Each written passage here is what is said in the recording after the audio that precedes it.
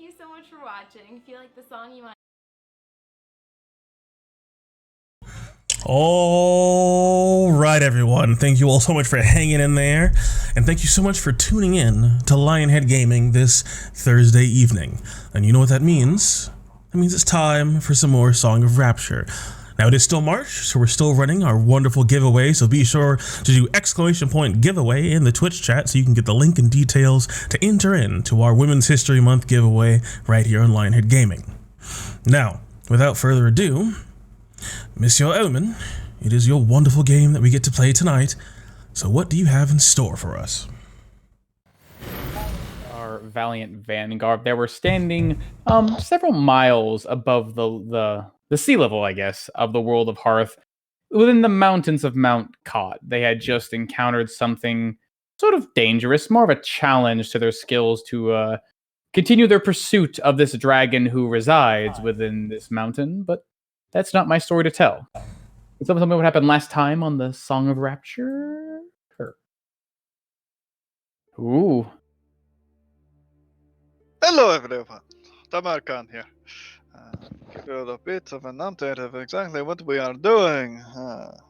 I am one of the newer members, or somewhat members, of the Valiant Vanguard, and we found ourselves chasing after a dragon. Because why would we not? Seems like a wonderful, perfectly good thing to do. We have ventured quite far, traveled to deserts, and now into the mountainous region of Mount Cut. But thankfully we've scouted out before, but we found ourselves in a bit of a conundrum of sorts. We sort of forgot to, I don't know, come up with any real plan before getting to this point. So we stopped at the base of the mountain, we looked skyward, and we thought, but how exactly are we going to do this? So we planned.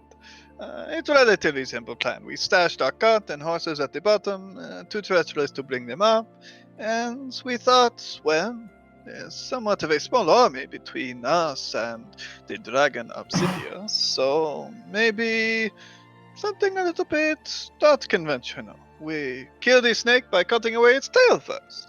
Yeah. The kobolds that defend its place, they were going to be a problem one way or the other. We'd much rather get rid of them before facing the dragon, or else we would find ourselves deep within its lair, slowly burning alive since it is a volcano, and then find our exit blocked by very, very many bodies with very sharp spears. So, came up with a plan. We venture up into the mountains, trying to cut away any kobolds we find along our path, but be relatively quiet about it, until we got to a point where we were in eyesight of sorts of the lair itself. At which point, I would be able to use a bit of my magical talent to see if the dragon was there. If he was not, then we clear his caves right before the caverns, and then he would return to a empty nest of sorts, where we could have a bit of rest, and then charge in to cut him into pieces. If he was still around, bit of more of a problem. Either we rested and wait for him to leave, or have some way of forcing him to, a bit of luck involved, or we just tried to get away with as much as we could, as quietly as we could, cutting away at the surface, and seeing how much leeway we have before venturing in to slay the dragon. It very much came down to how exhausted we would become before finding the lair before us, and if we had any chance to recuperate before doing so. It's a bit of a crapshoot, as they say, but oh well. And with all of that, we started to venture up into the mountain. We found, as we expected, a treacherous path, but thanks to myself truly, I was able to guide these simple people of not mountainous folk up into the mountains. It was a relatively easy trek, but eventually we started to find not so hospitable things. Traps, actually, laid, baited with strange rotten meat, which were quite obviously meant for, well, the land sharks we had heard about, as we even somewhat saw one take the bait, but thankfully we were able to avoid its eye. Venturing further up, we started to see the first signs of our true enemy, the kobolds, a patrol of sorts, over 20 of the fellows. And we thought, wonderful time to start our attack, I suppose. We sprung the first blow, as it were. They were lined up on a ridgeline, and we, coming up below, found ourselves needing to strike very quickly. And it's exactly what we did, diving into the midst of them, cutting them down one by one. Quite a bit of magic used to persuade their numbers to be lower. But it was not quite as easy as you could probably see. One of the land sharks of the area was stirred by the commotion and attacked, ambushing our back lines. Thankfully, after it all was over, we were still in relatively good shape, but with one little asset now. One of these creatures tried to run away, one that was able to cast a bit of magic itself, and with a little gentle pop, it was rendered unconscious. We took some investigating of the troops we found, as it seemed like some of these creatures actually rode draconic mounts of sorts. But with that, here we are. Still quite a bit away from our hunting quarry. Obsidian still lays off the top of the mountain. But maybe we can learn exactly what is going on before we face the dragon. And apparently something else that has been stirring. A elemental force of sorts. The heat of this place seeming to be not exactly natural. And maybe not even of this plane. As we return to the Valiant Vanguard and the Song of Rapture. Very well done, Tamar Khan. Give yourself some DM inspiration. I still got it. I don't know where I Ooh. got it. I've had it for a while. Well Okay, done. well then roll me a D100. I hope you get 96. Hey! Oh, nice. 1 second. Where you at? There you at. As indeed, we return to the Valiant Vanguards standing along what seems to be the end of their easy path up this mountain, having just faced a bit of a challenging adversary in the form of a kobold patrol. As we rejoin the Valiant Vanguard at what seems to be the end of a relatively short rest, about 15 minutes or so. The group has been given some time to patch their wounds and regain some of their own, either their stamina or for some people their own magical abilities, as it seems like their new captive is still quite unconscious.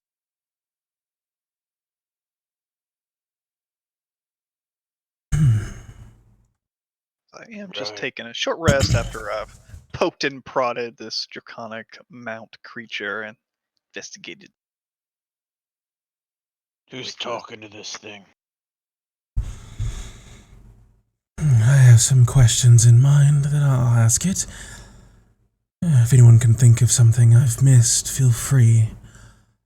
I'll see where this thing's loyalties lie.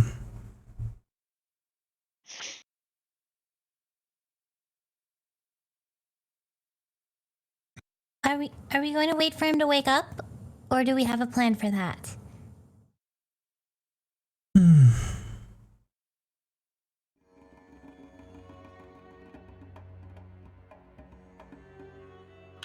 I assume the silence is a no? I guess could I just try to slap him awake? I don't think that would work. I attempted anyways. Harsh slap across his tiny face. The body just goes limp in your hand, just still and quite unconscious. It looks like he was battered quite heartily. Huh, it didn't work. Who would have thought?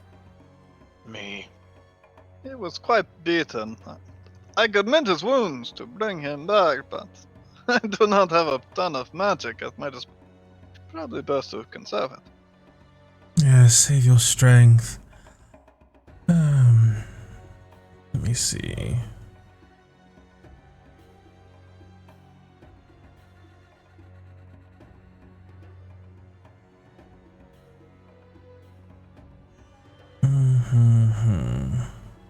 Everyone goes through their bag, searching for options. I'm sure it'll be fine. As I'm just going to tap one of my flowers and send a little pixie to him. A single pixie. You give him, what is it, a D6? No? D6? Yeah. Nice. I heal him for 3.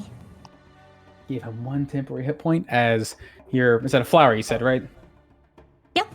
So like Small- I tap a flower and like little winged orbs of light fly from it, and since it's only one, it's just like a single one that just bumbles over to him and boop, fizzes out.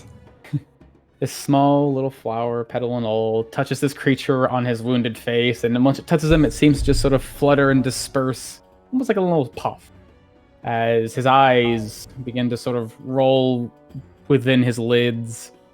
It seems like he starts to come to. His eyes flutter a little bit. His mouth opens. Ow! Ah! As he wakes up and sees himself surrounded by, it looks like 5 individuals sort of pulling himself onto his side. Not enough strength to really stand up yet. It's okay. It's okay. Persephone's just gonna put a hand on his shoulder. Everything's okay now. And I'm gonna see into his heart All right. with my little heart seer. Ooh. So you're trying to force, you just trying to know his current emotional state, or what are you doing? I want to know his emotional state, and if he fails that charisma save, I want to know if he's good or not. Where he lands. Okay. As this creature looks up to you, immediately flinches as your hand comes out and then gently touches him. The first thing you feel is the pang of fear. As, yeah, this thing, you can immediately tell, even just by his expression, this creature is terrified of this situation. His eyes are now sort of bouncing between all of you and some of the still smoldering, still bloodied and beaten corpses of all of his allies around you. And as your magic reaches out into it...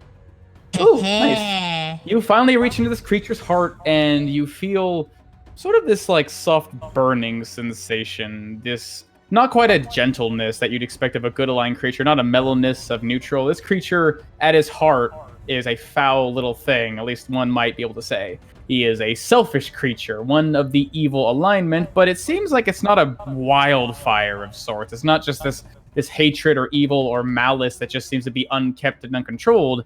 It seems like this creature kind of keeps his refined, like a well-tended fireplace, gently burning in a single, although still sort of potent and harmful way. You'd say, if you had to give this a name, this creature is, at least by nature, lawful evil.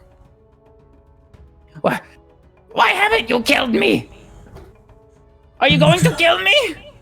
Not if you answer my questions. I will answer your questions. Oh, how convenient for you. You serve Obsidius, do you not? His Majesty, yes. And what is your Majesty working on?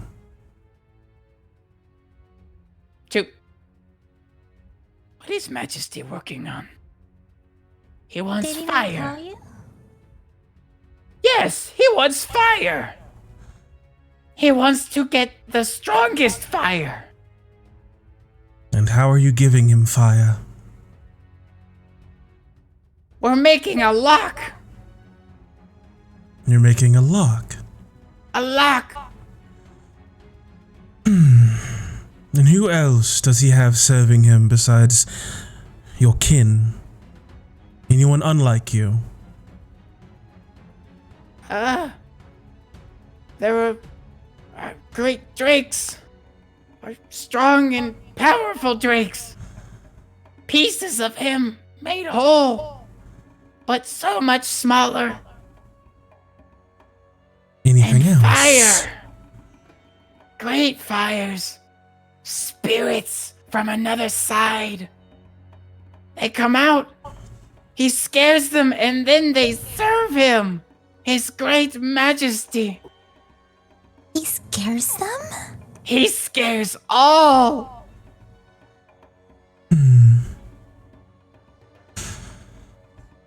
So you serve him out of fear. It is a luxury to be fearful of the great Obsidius. To bask in his terrifying presence. To feel your body shake before his majesty. Look at Some weird fetish.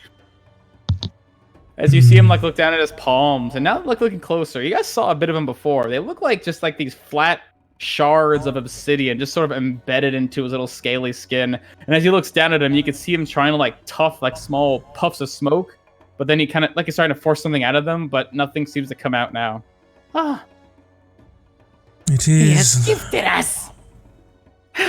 And I have failed him. I am sorry, my insidious lord. So far, you are not failing me. Now, your master has to leave his lair on occasion. When does he do so? He leaves to hunt. We try our best to bring game to him, but his fire, it is so deadly. Scares the animals away, and we are so small. All we can bring are rabbits to feed ourselves. So the Majesty has to leave and find his own food. He likes to leave at night, but I think he returns in the morning. He spends quite some time away from us.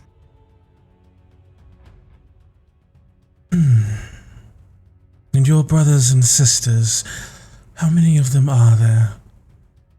Those like yourself.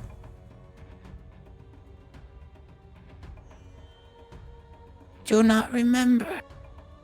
We die so fast, so easily. But we always come back. Always more of us. Does Obsidius bring you back? That is our nature. We die, and eventually more will be made. All to shake and cower in his glory. Dozens live in this mountain, and dozens will die. But there will always be more, as long as there is Obsidius. As Samantha sort of bends down and gets lower in level with this creature, bringing up her snakes to bear, all of them beside her face, just staring down at this creature. How much longer until his plan is complete? I do not know. I am but a carver. I make the circles and the symbols. I do not know the overall duration. That is for the fire gifted above me. But we're trying. Oh, we're trying. The lock always breaks. The key is too strong. The key is far too strong. You have an understanding of magic. Yes, gifted from my birth. A touch of Obsidius's magic runs through me, and it'll be so much stronger when the door opens.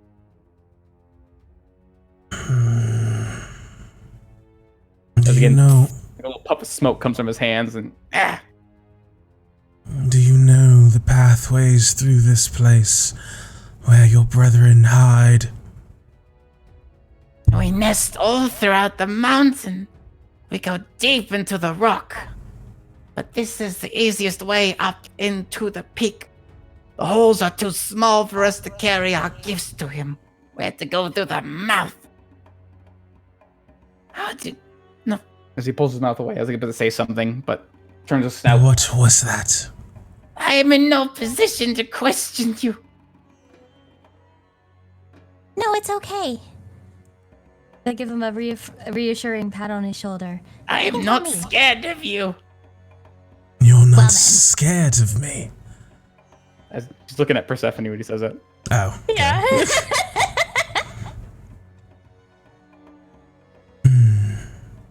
Do you have a name, Scaled One? I am Drogsy. Drogsy. Drogsy. Drugsy. Did you have that name or did Obsidius give it to you? I was given it to me by my glorious king of the mountain. It means great power, he says. Does that name ring as Draconic? It's basically just babble.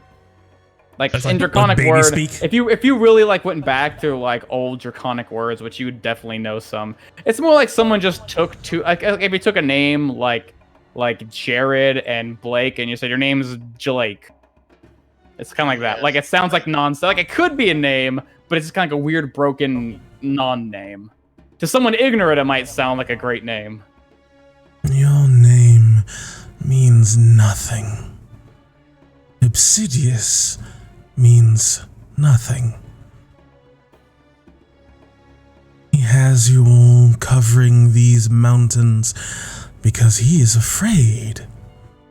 Afraid of what comes for him. Afraid of me. Are you afraid of me? To just lean in close, trying to be as intimidating as I can without actually being hot, angry, just cold and threatening. Sure, roll me an intimidation check with advantage. Ooh. If you are capturing this creature's entire attention. Noses rubbing.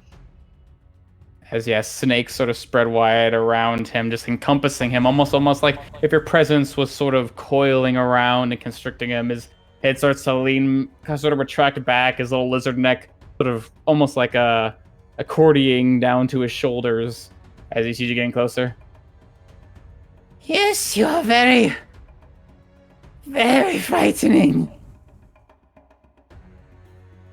Now, you serve Obsidious, but your brethren have died here serving Obsidious. Obsidious will die. Do you wish to join him in death? I love to bask in the presence of those with great terror to them. But more than that, I enjoy being alive. I like my life. That is a good answer.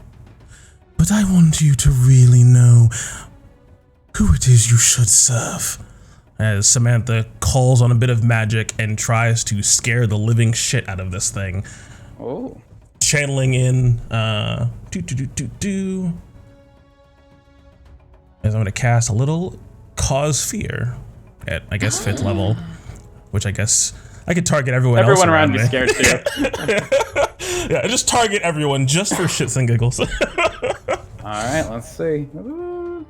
As your magic immediately takes hold, his eyes go wide, and he drops to the ground, like head and snout sort of pressing into the dirt, and just immediately like sort of just groveling. You can see his cloak sort of flapping in the air as he hits the ground hard. I serve the one who scares me most!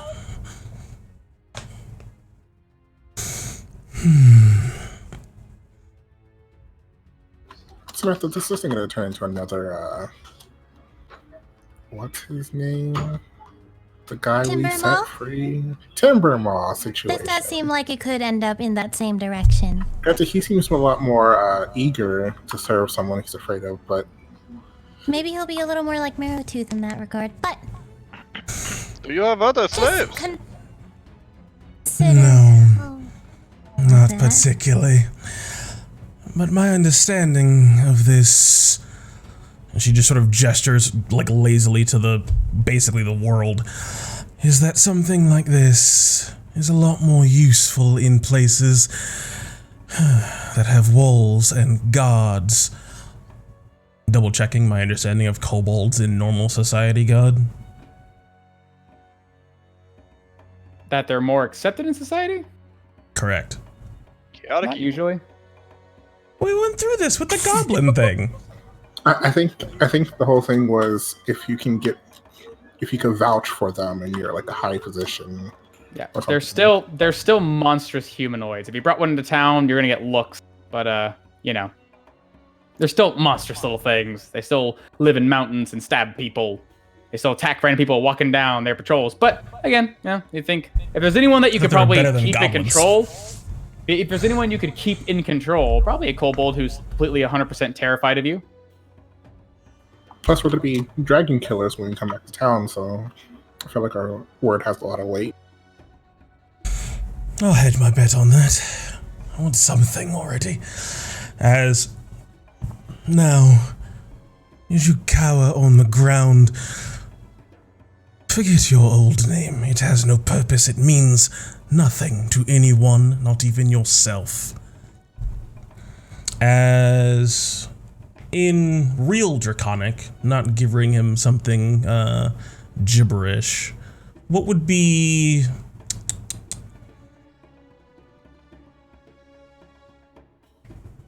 If I wanted to name him like Growing Fire, what would that be? Rick. Yes.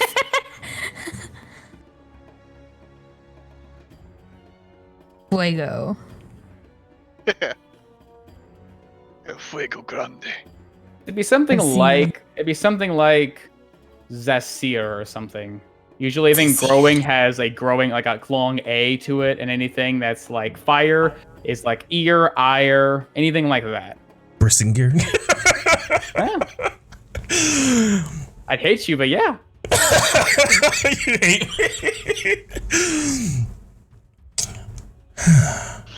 Rise now, servant of Samantha Deus. Your name is Zasir, and you will know fear and loyalty to me and me alone. As Quill's gonna raise his eyebrow at Samantha, just kind of mouth, growing fire.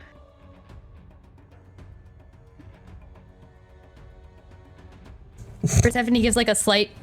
She gives Luna a slight look of concern over this situation. Luna just kind of shrugs. Onto his feet. I am Zasir now.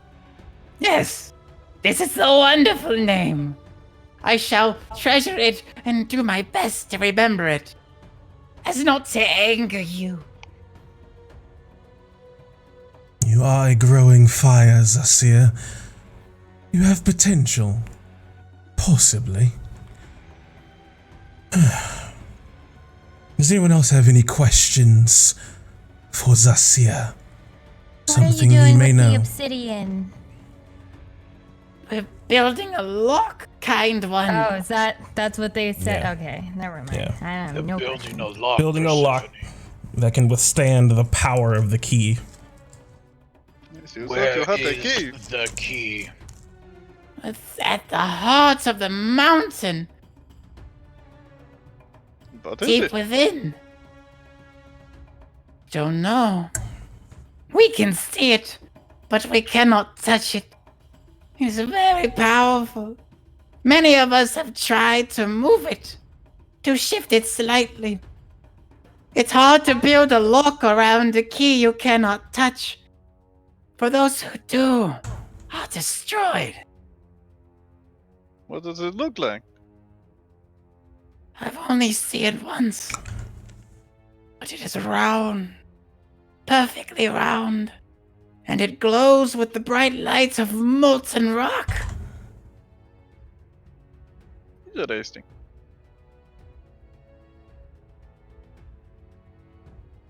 But So you say your master leaves to go eat. Is it around this time? How much time do we have? I look up at the don't know. sky. What time does it look to be? You guys traveled for about an hour. Actually, double check. I think it's about an hour and a half or so. And then you had your combat and your rest. So it's been about 2 hours. You guys got to the foot of the mountain, rose up about like 8 o'clock in the morning. So it's like 10 o'clock. So it looks like it's about getting close to noonish. He leaves when the sky grows dark. It's only once a week he needs to leave, but I believe now is the time he would go feeding. And perhaps he would go to the desert or to the southern forest. I hear there are delicacies there, monstrous creatures of all sorts he likes to feed on. Sometimes he comes back with treasures. Not for us, though.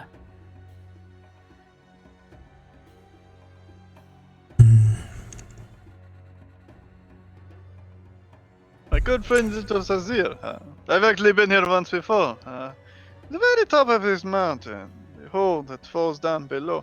Have you been within the caverns? It's in the Oh, yes, yes. I work as a carver there. I helped shape the obsidian that the workers bring in. It goes quite deep and is very hot.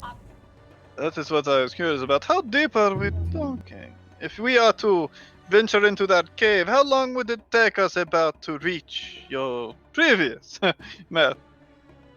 We are not very fast creatures. I need magic to make my step fast. But in a travel, it takes but a few hours, maybe 2, at a slow pace. If we are quick, if we dart down quickly, down the slopes and step over the lava, it might take but 1. That is a problem.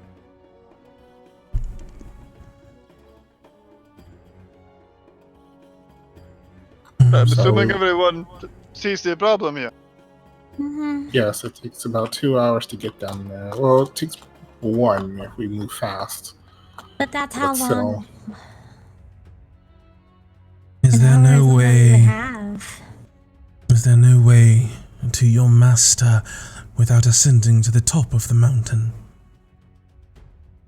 There are many tunnels that run through this mountain.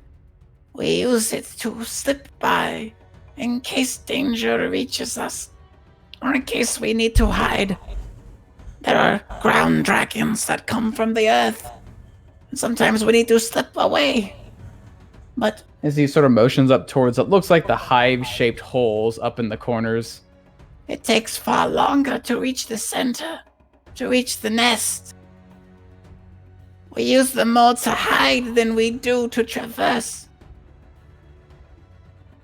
And you and your fellows can withstand the heat of such a place.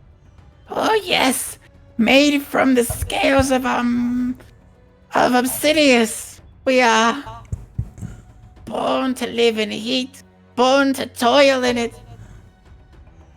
Yeah, Samantha just taps the top of his head with her fingers. Well done, remembering your place. There's nothing that you use to protect yourself. Persephone starts eyeing the drakes. The mast, the tyrant of this mountain. He is born to live in fire.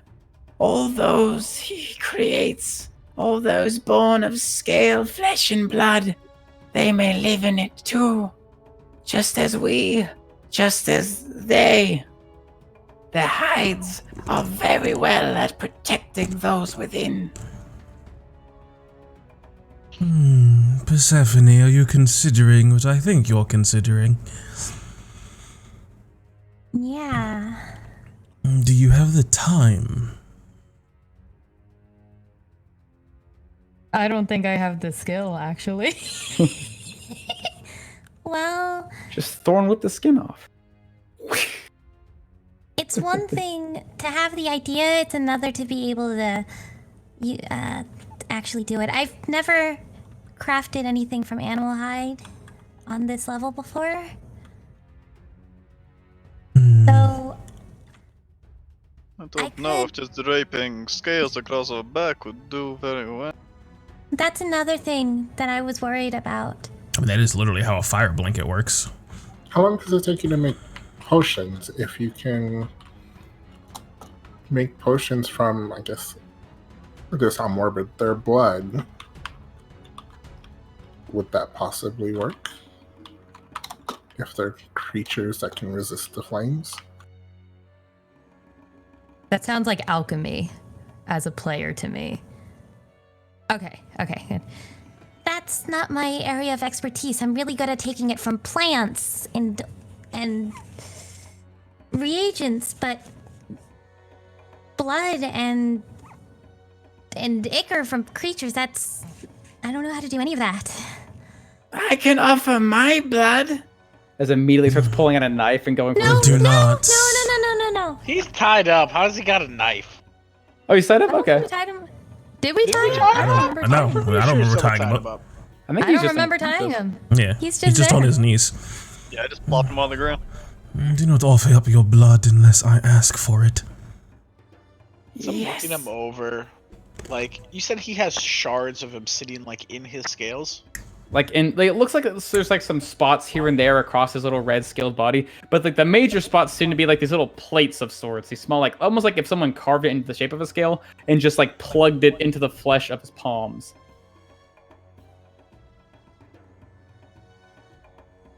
I mean, I can skin these bits if you like me to. Oh, but- sure, it's not the stone. The obsidian. Indeed. And There's Zacier. something strange about it as I hop myself off the stone and go and pick up the one of the spears of the riders on top, and I just sort of hold the tip up and just sort of lick my fingers and test the end to see if it's still.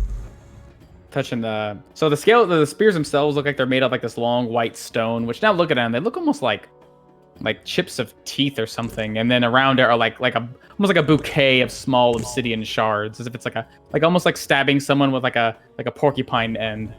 Yeah, basically just I'm licking my fingers and just sort of touching the spines at the end for a couple seconds because I got speared by one and it fucking burned. I'm just seeing if it's. Yeah. I immediately lick your finger, touch one of the tips, and it sizzles. Still hot. It certainly seem to have some supernatural quality to these things. I don't know if it would protect us though. So the fastest way to where your former master resides will still take 2 hours from the top. If you move slowly, yes. What do you We're also mean by small. move slowly? We are slow creatures. If you move quickly, it will take 1. Where We will is not the touch this. dragon? We could get there, but we would not have enough time to get out. Where does he go during the day? Here. He stays here. Where does he go at night? He hunts. Goes to hunt at least South. once a week. When was the last When was time the he last hunted? time? Almost a week. So he should be leaving tonight. Yes. Do we catch him when he comes back instead of going inside? Hmm. Would be That's- better to catch a dragon outside of its lair. If he sees people shooting from him from outside of his lair, he's probably going to stop and try and eat them. Do we have any way of blocking his path back into his very large creature? And he seemed to only have the one entrance. Seal it over of sorts. When he flies Could we back, he collapse finds the his stone? front door collapsed. And yes, Would be Fight him, there's Zach. some way to mold the earth around it, shrinking it. We'll find the weak points in whatever structure's keeping it upright. I could probably manipulate the stone, but it would to condense whatever opening it is that he leaves from. That would take a lot of time. well, we'll have a lot of time. We'll have a whole night. Exactly. Possibly.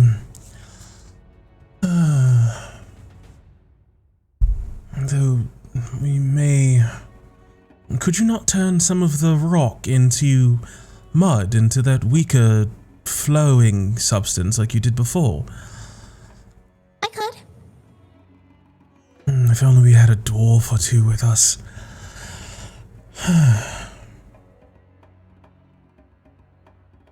I see two possibilities, yes? We can skin the beast.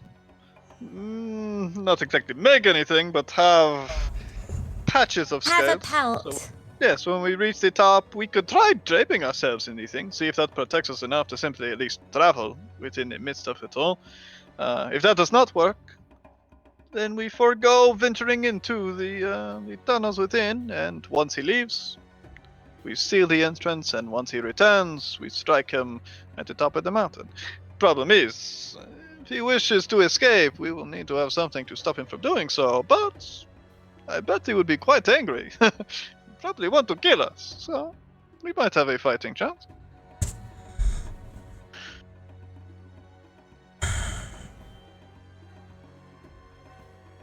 So, what do we do today then? I think Skin the waiting for him to leave is still the best option, since we know that he will leave. Agreed. Should we push on and try to thin out their numbers a bit more before trying to find a place to rest? And then pushing on, as Samantha sort of turns around and looks to see where the sun is. How much more time do we have in the day? Again, it's about like 10 o'clock in the morning-ish. So like, looks like if you're trying to go up and, waiting for it like to get dark out, it's probably going to take at least like 8 hours or so. So we could probably clear out a few more of these collections of lookouts, making sure none of them get back to report anything, and then find a place to hide away until nightfall. And then we push on from there and close off the mountain to him and confront him outside. If we have no other way of getting inside, I don't think we have much of a choice. I don't think we would last very long in there.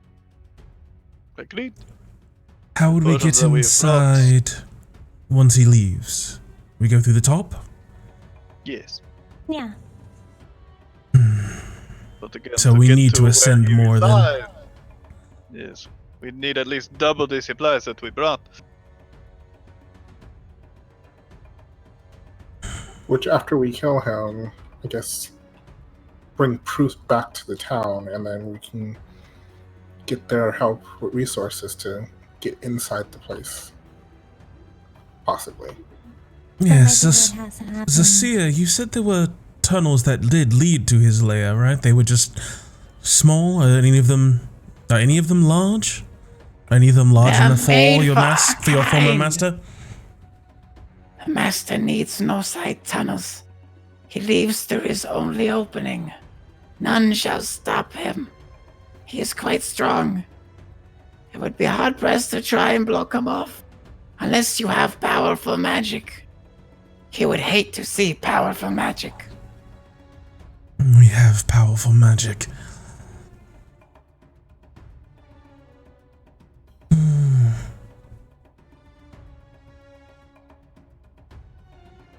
Okay. Do we strike the nest before or after he leaves? The After he nest leaves. after he leaves. But we continue up the mountain so we can get closer and kill anything we come across on the way. Did I say nest? I meant hive. The hive. It's like a After hive. he leaves. Like the actual After he leaves. interior group, yeah. Like we kill everything we find on the mountain on the way up, and then we kill everything inside the mountain after he leaves. In terms of dealing with him, are we saying we're gonna go up to the top of the mountain, then go down and in once he leaves? We don't really know how we're gonna get that far because it's still 2 hours. Like hopefully we can just dash all the way in, just sprinting the whole time, I guess. Are we trying to go see the key while he's gone? No. Oh, I was saying we go up to the top of the mountain and then close off the top of the mountain. I just don't know how big it is. So we don't Big go enough inside for at all giant then. dragon. Yeah, that's what I'm avoiding, is going inside at all. Okay. Okay, Yeah, so we no just way to we can travel drop within them as a out. group. We could send 1, 2, or 3 people within the mountain. That is supplies we have enough for. But not the whole. We only have, what, 1 potion for each of us? I have an extra Why one. don't? But still not enough. So. Couldn't we just send Zazir? To do what? I do not think the little Well, what are creature we- is going to slay the dragon by himself. No. Okay. I'm I still would on the die. key. I'm If sorry. we want to investigate the key and everything, I am completely for it. I would love to do it myself. I would advise maybe we kill the dragon first. Definitely. And still figure out how we're going to get down there. So, we're trying to avoid going in at all then. Unless we have some other plan of entering within the heat and not dying before we even reach. Okay. So then we close off the top of the mountain, hopefully with Persephone's magic. And at that point, we'll be using resources to do that, and he should come back around dawn, and then what, we just fight him on top of the mountain? What is the plan?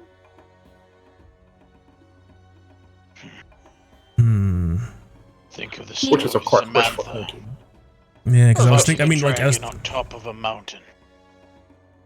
fighting a dragon pretty much anywhere is kind of fucked. But I was thinking our best bet for actually closing the mountain would be to do it from the inside. Try to, like, weaken the wall so it falls in on top of itself, maybe, or something. Because I don't know if Mold Earth's gonna be able to close the whole thing. No, that would take forever. Yeah, and it wouldn't be that, like, strong. We won't know entirely until we get there. So do we still want to take the drake skin and see if it will help us resist the heat? Yeah, but if the Drix thing works like fire blankets, that'd be fucking awesome. That makes this a lot easier. Great. I can certainly do it. If you want me So we'll to, do- I'll get started. Yes, get started. Wonderful. Yeah, I can do that. I'm gonna try to thorn whip that drake that's on the edge over there and just pull it towards me. Oof. Nah, it's just this fucking thing. Nope, Yoink you it off missed. the cliff edge. Just pull it Falls close, in the lava. slides it across the ground. No, Pulls it pretty- the one up here. Oh, that guy. Okay. Yeah. Pulls it up there and you hits the ground in front of you. And wasn't there another one over there? Yes. So I'll start skinning the one that I already got working I'm on gonna- a while ago. It's already I'm gonna halfway. get this other one. Yeah, you're looking for it. You see, like, it looks like you Oh, see no. something sort of plugged in the hole, and then you look down on the ground in front of it, and you see the other half of it. Oh yeah, I did make a mess of that one, didn't I? Yes. All right. I'm gonna bring it back over to Tamar Khan. Things are somewhat large, although I don't know if we'll have enough usable material for everyone. Maybe we'll find some more when we clear out the app. Perhaps. I'll try to skin this one. Sure. I'd say anyone who's skinning, probably gonna take you guys some time. If you're trying to just go thoroughly and just, bit by bit slice off the hides of these things, it might take you about, like, 15 minutes or so. Easy. Just trying to be thorough. Persephone, what are you doing? I'll harvest Drake meat while we're doing so. Sure. Play it. While we're here. wanna I'm just asking if investigate- you were doing anything, that's all. I was going to investigate the kobolds along the patrol line because they had stuff on them. I wanted to see a little more about what they had going on. Because we met this one little carver. Who are the other kobolds, and what can I glean from that? Sure. Now you see these guys are not wearing a whole lot on them. They just seem to be wearing like small leather scraps. It looks like they're probably the hides of some animals. Probably not these drakes you're currently tearing apart. More like something small like a deer. And one thing that really distinguishes them, besides like small pouches held at their sides, are these large, jagged-looking pickaxes.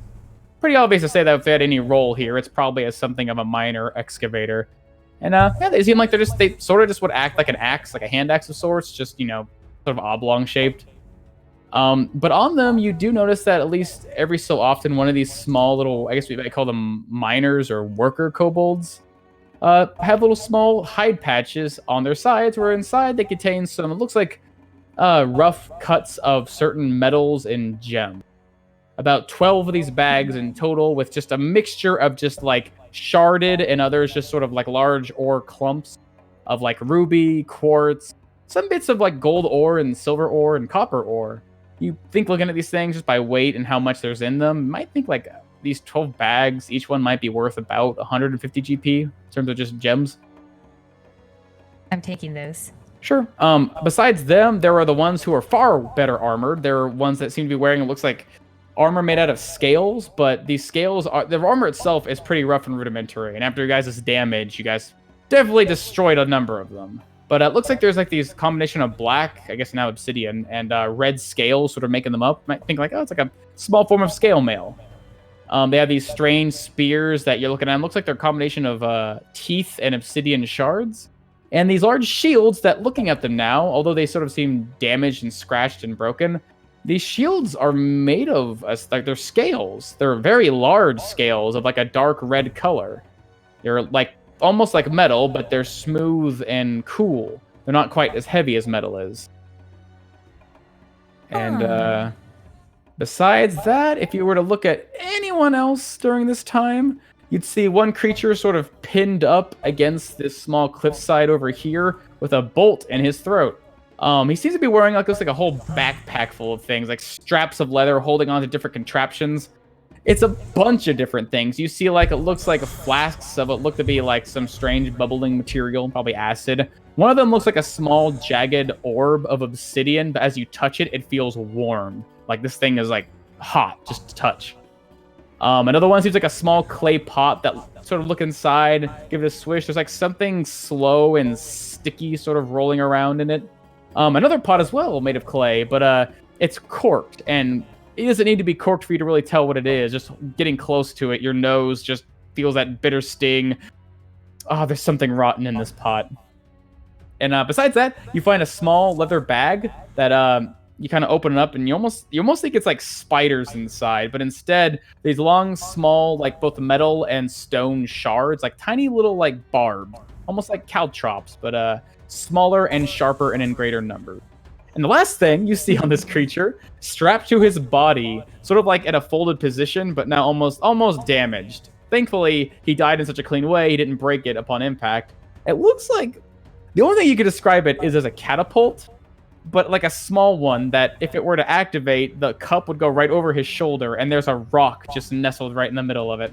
But it looks so shoddily put together. Like, you're no engineer, but you think if this thing fired, it'd probably break immediately after. Kind of like an inventor of sorts among these tiny, crafty creatures, but everything he makes is sort of, well, mundane and janky. I bring my findings back to my friends. Luna, I need your bag. I'm gonna put all of this stuff in it. Referring to, like, the bags of gems that I've acquired.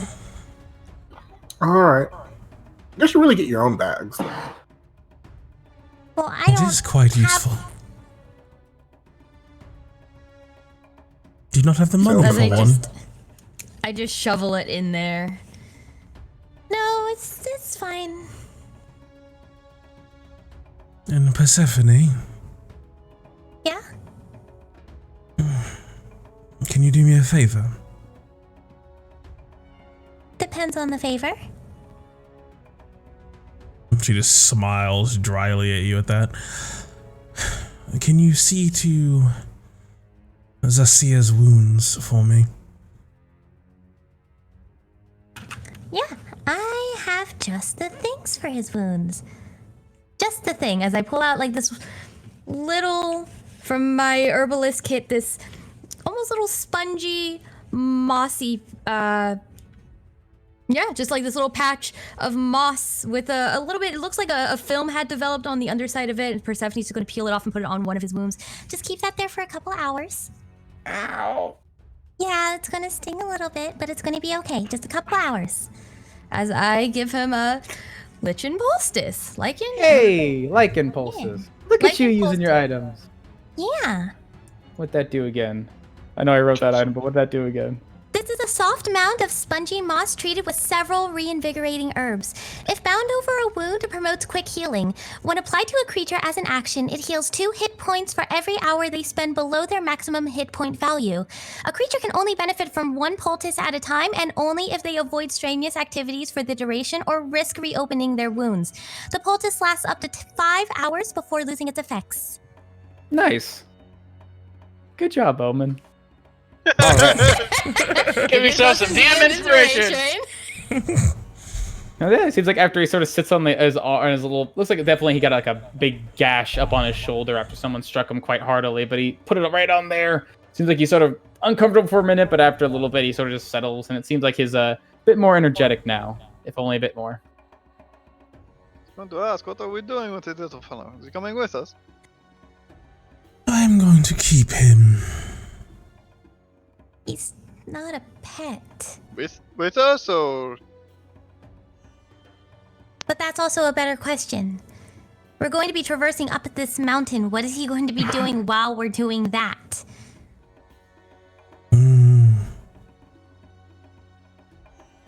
Were you out here when they were out here digging those holes? Not usually. We heard that there were intruders on the mountain quite some time ago, so we accompanied the workers. We thought they rumors, but rumors they are not. Do you know where it is your brethren lie in wait for intruders? We are the first patrol of the day. It takes quite some time to go up and down the mountain. Another will be here by evening's time. They should be descending the mountain once the sun has reached the middle of the sky.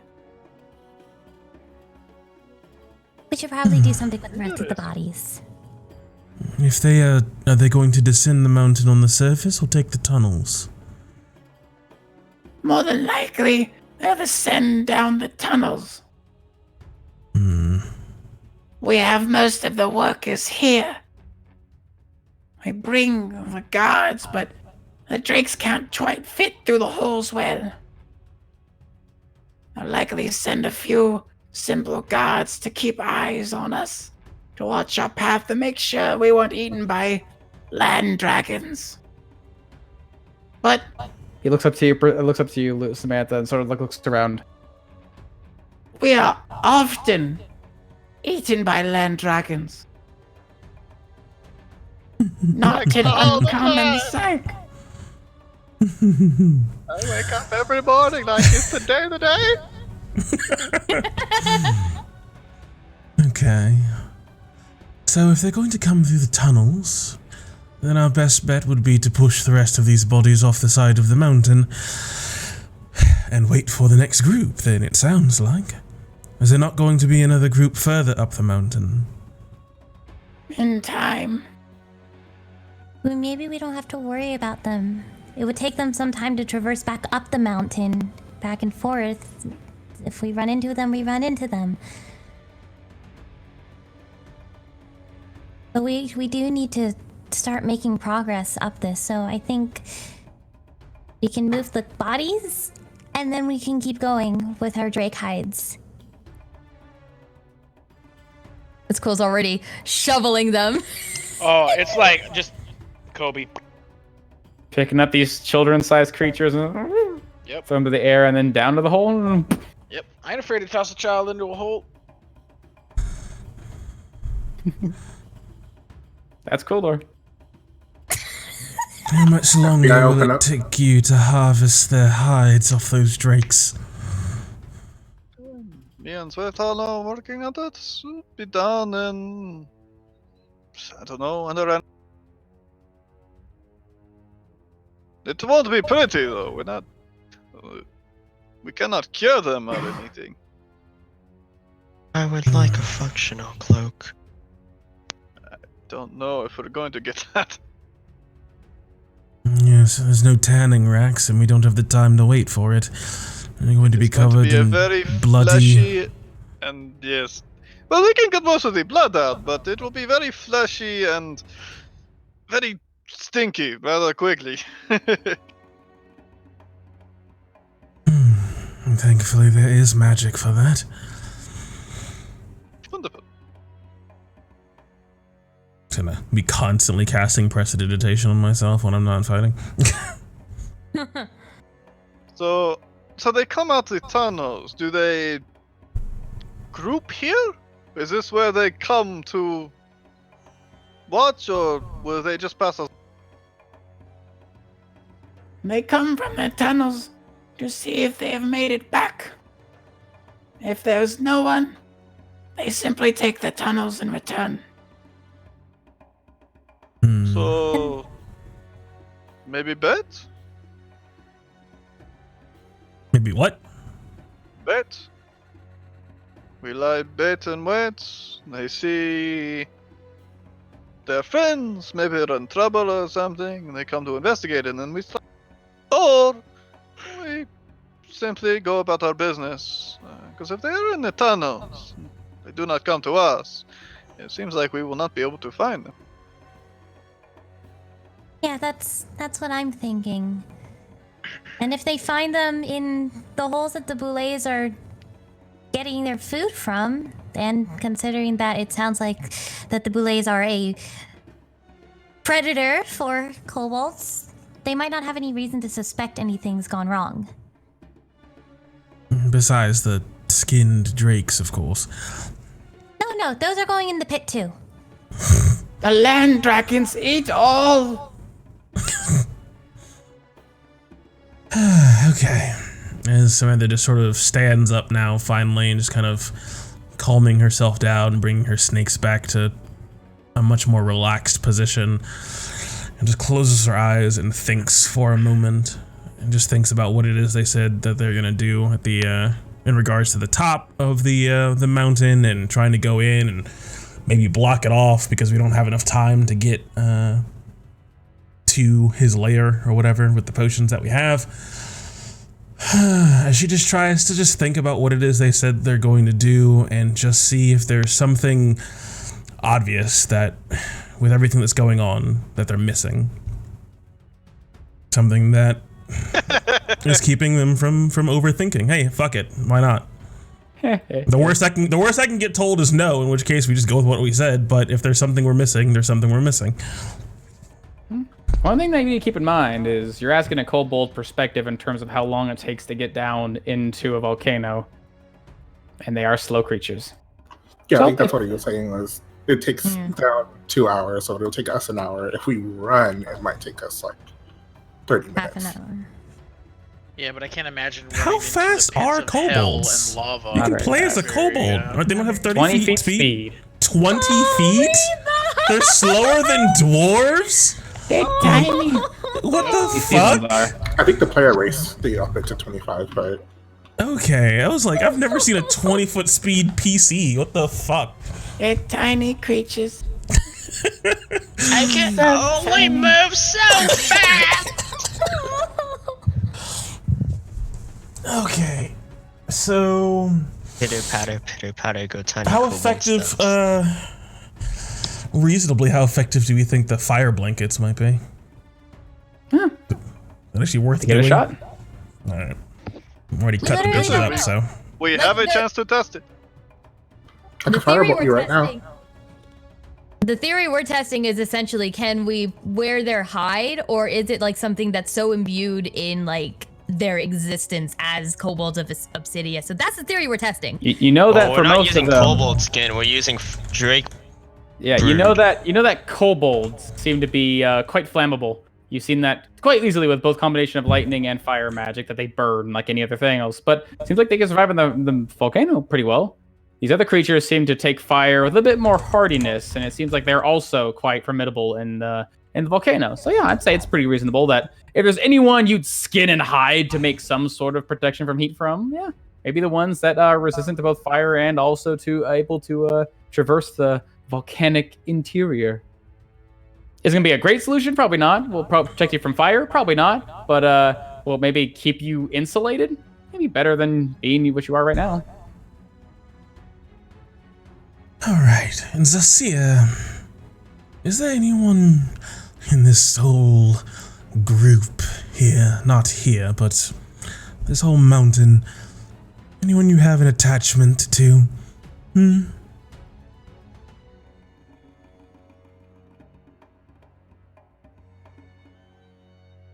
Yes, My wife and children. one of the flame chosen. I hate him. I want to see him die. Okay. And is there anyone you don't want to die? Me.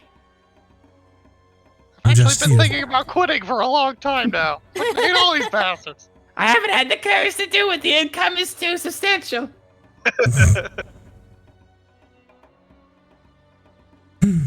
Okay.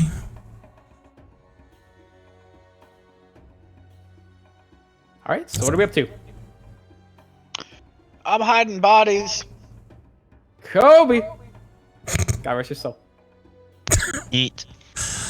All right, Yeah, so I'm I'd say mostly just waiting for the harvest to be done, I guess. The monster hunter shit. Again, about like I think between both of you going at the same time, going between the total of 4.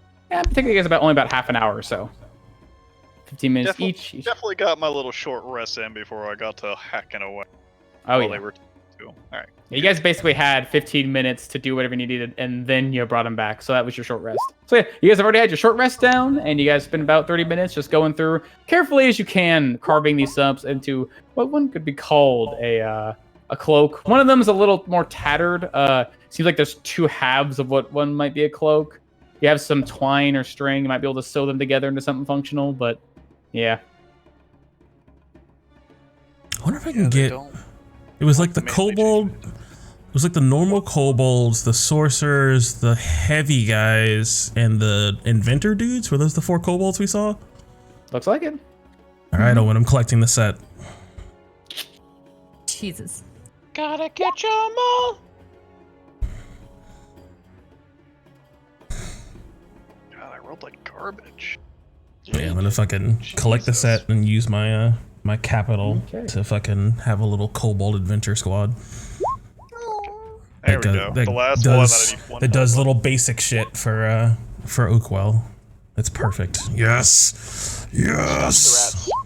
Exactly. It goes and hunts rats and shit. Clyde kills him. I do They're not collect my 2 goblins. darts that I threw. Okay. I like my darts. They're custom made. Alrighty. As after some 15 minutes of continuing your carve, it seems like all of you can basically find some more time to sort of relax, gather your things. Even it seems like little Zasir begins to sort of patch his wounds. You see spots where there's still cuts and bruises. He puts his hand over them, and you can hear some sizzling sound as he sort of grits his teeth. And he pulls his hand away, and there's some smoke rising from what looks to be a seared wound. As he spends some time sort of patching up his own wounds. As yeah, finally you guys come to the end of this. Looks like it's getting closer and closer to noon. What are you guys up to? Oh, yeah, with that 15 minutes, I'll finally take a short rest as well, by the way. Okay, sure. Regain my cause fear slot back. So we take our hides, we venture up the mountain. Either the patrol passes us, or they attack us. Most likely.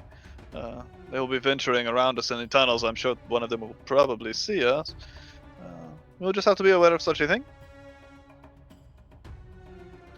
Yeah. Kill them as they come, I suppose. And before we get to the hive, we find a nice little hiding hole. Maybe somewhere even our good friend here can point out to us. Something that is out of the eyes of any more patrols that there might be. And we take a bit of a rest. Wait for a night. We should reach that in, I don't know, an hour and a half, 2 hours. Seems about Yeah, right. with our travel plans, it should be doable. Wonderful. So, which brings back the question: are we bringing Zazir? Yes. Okay. And Samantha expresses her intent to take others.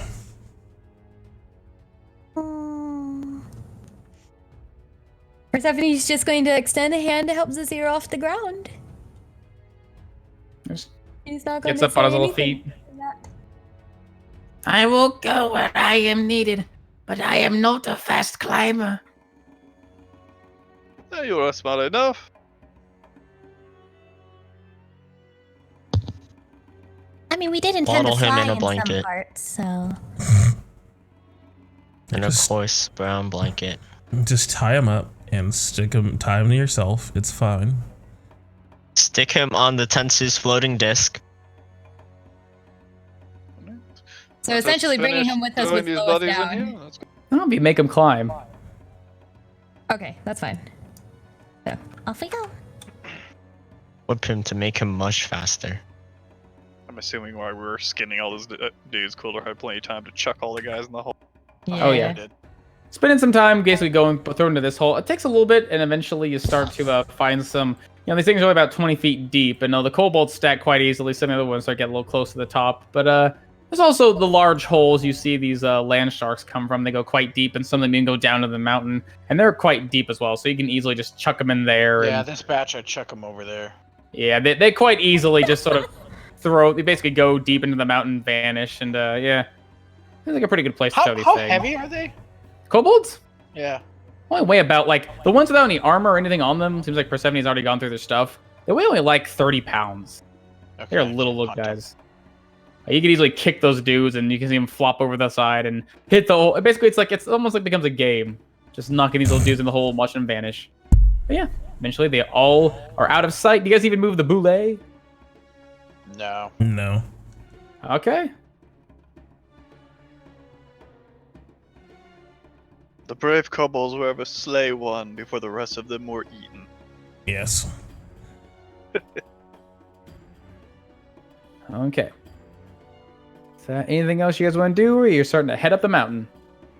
Going up the and since mountain. there's 4 types, that's like the perfect, like, classic D&D party size. Excellent. You're gonna have a mini D&D party in our actual D&D game. Yeah, but I don't want to I want to get them and then just have them, like, do Valiant Vanguard shit. I don't want to have them fucking following us around because that breaks down gameplay in a degenerative fashion. All right, so the party begins to make their way up from the path, and like said before, this is the point where this walkable path begins to go higher and higher. These sort of ledges you're making your way up and along becomes steeper and steeper. If it wasn't for Tamar Khan leading you, this difficult terrain would definitely slow your passage. But he's able to show you where to put your feet, I guess maybe in his sense, his second set of hands, in order to find the best footing and bring yourself up to higher and higher points, which tremendously speeds up your travel. Hey. Let's see, as we're gonna pull back onto this map. As you guys find yourselves eventually reaching the next point of your climb, where, yeah, if it wasn't for the difficult terrain, it'd be a lot slower, but with that, it only takes you guys about maybe like 30 minutes to go higher and higher into the mountain, making it quite closer to the top. Until eventually, Tamar Khan, with your immediate and great understanding and memory of your surroundings, get to the point where you're no longer walking. These steep cliffs no longer carry you up towards a walkable path. You're going hand over foot trying to climb until you find what look to be like maybe about between 10 and 15 foot and tall, like steep rises where the path that would normally rise up next to them is just now a straight shot, almost like what one would call step. And they go higher and higher and higher for what you can remember to be at least a mile. And this is where the going stops being so easy. Relatively easy enough to climb if you're used to such things, but, well, I can help you as we go. Slow us down a bit, but try to pace yourselves. There are many of these. Well then, shouldn't I call upon my friends so we can fly over? If you wish. If All we can right. fly, we will be there in an instant. Wonderful. So Persephone's gonna pull out her Stone of Reservation and just squeeze into it to cast the only spell that it's got within it. And as this gem starts to glow, she's going to say, Friends from across the veil, I require your aid. Bring me those with wings so that we may soar into the skies over this tall mountain. as I'm going to cast Conjure Animals, and I'm going for 8 CR14. Okay. You call upon your magic and speak out to the plains around you, and you can feel sort of this soft, almost like a giving. You felt this before, both Sir Persephone, Samantha, Luna, and even you, Tamar Khan, the sort of shift, the strange sensation as if something, this maybe with between you and the veil that surrounds you, has been sort of tilted or twisted. As suddenly, sort of appearing out of nowhere, and these sort of flurries of what look like both petals and feathers, these several sets of wings, 8 in total, of these soft-feathered but still large in size looking owl come into fray. They're not the heaviest of body. They're maybe about 8 feet in height if they were to stand, but with their wingspan and their general size, you think, yeah, these things would make pretty capable mounts. They sort of fly around in the air quite silently on gentle flapping wings before they start to land and move wherever Persephone wants them to move, wherever she orders them. All right, as I'm going to have them line up, essentially for all of us to take one. So Including Vizier. I just climb So on here's- this thing. No, what you're going to want to do is Persephone is going to go over to one owl. you want to make sure your legs are tucked beneath their wings so they can still fly. And don't hold them down.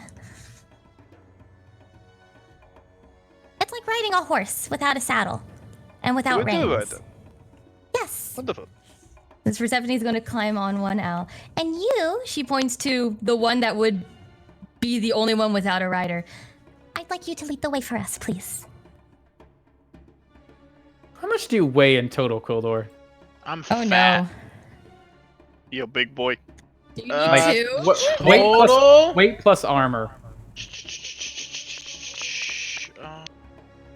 Oh no, Quill. 376. I'm sure probably Oh, on a no. technicality. As you climb on top of the back can. of this owl, Quill, first thing you feel is that these things are large and majestic, and you can see like their chests and their shoulders, or what you guess you can call a bird's shoulders, sort of presented. You sort of climb up on its back. It seems rather friendly, allowing you to do so, and your fingers just immediately grab onto something, Barry, and you can see your hands just sink into feathers as there's a big, thick plume of fluff between you and what feels to be kind of lean-feeling meat underneath. These things look a lot larger than they actually are, and as you do, you feel this thing's body climb on top of it, sort of stutter a little bit, sort of shake, but it still barely, just barely manages to sort of right itself and flap its wings and keep level.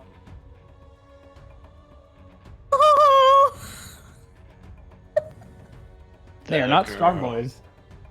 Oh, poor owl. Large. They have And like owls- strength. They carry 300 pounds. Got 13 Owls are strength. mostly. Hey, 13. That's not bad. So total of Mostly about fluff. 390. 390 versus your 370 something. 13 times 15 times 2. Yeah, baby. I needed enough. I needed to conjure enough for us. So I couldn't, if I went That's it. higher, we wouldn't have enough. With this magic conjured before you and one of the owls sort of tilting its head, you can see it has these long, like, feathery horns on its head. Although, you know, they're not horns, they're sort of a decoration. So you can sort of see its face narrow, the horns sort of lengthen, as it sort of assumes a leadership position among this flock. Although I do not believe owls make flocks, but it's okay. As, after a few moments, this thing sort of scans up the mountain, its head bobbing to and fro, trying to get a good sight on this area, then... It's a parliament, Omen. Is it what they call a parliament? Yeah, It's they're a really called parliament parliaments. of owls. That's Yeah. sophisticated as fuck. That's cool. Anyway, So we they fly begin in our parliament. Or it could be Put a on my brood, big a dis, wig. a nest.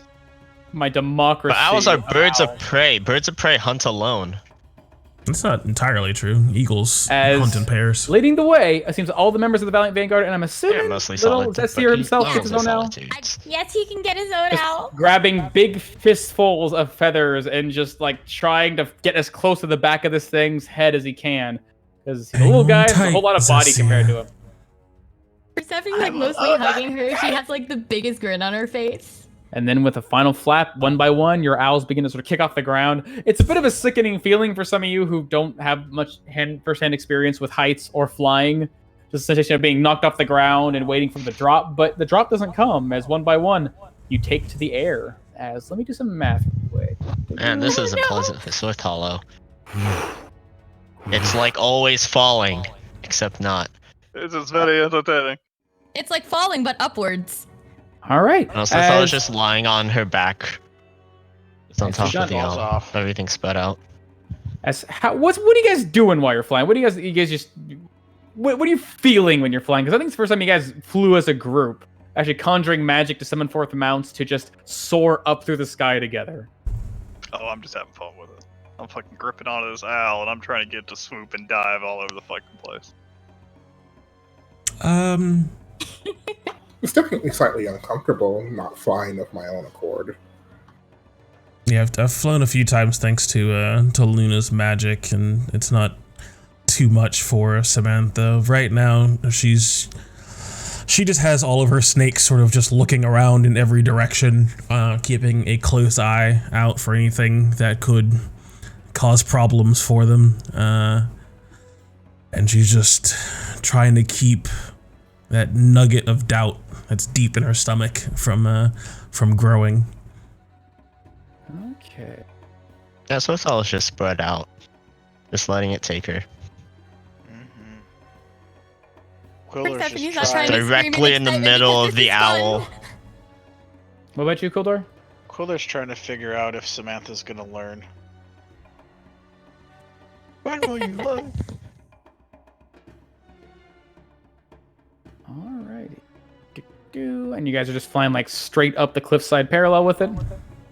I want the one without a rider to go on a bit ahead because Persephone is trying to be very wise about it. And if there's something waiting for us up there, it would be really nice if it didn't hit one of us. Gotcha. Okay.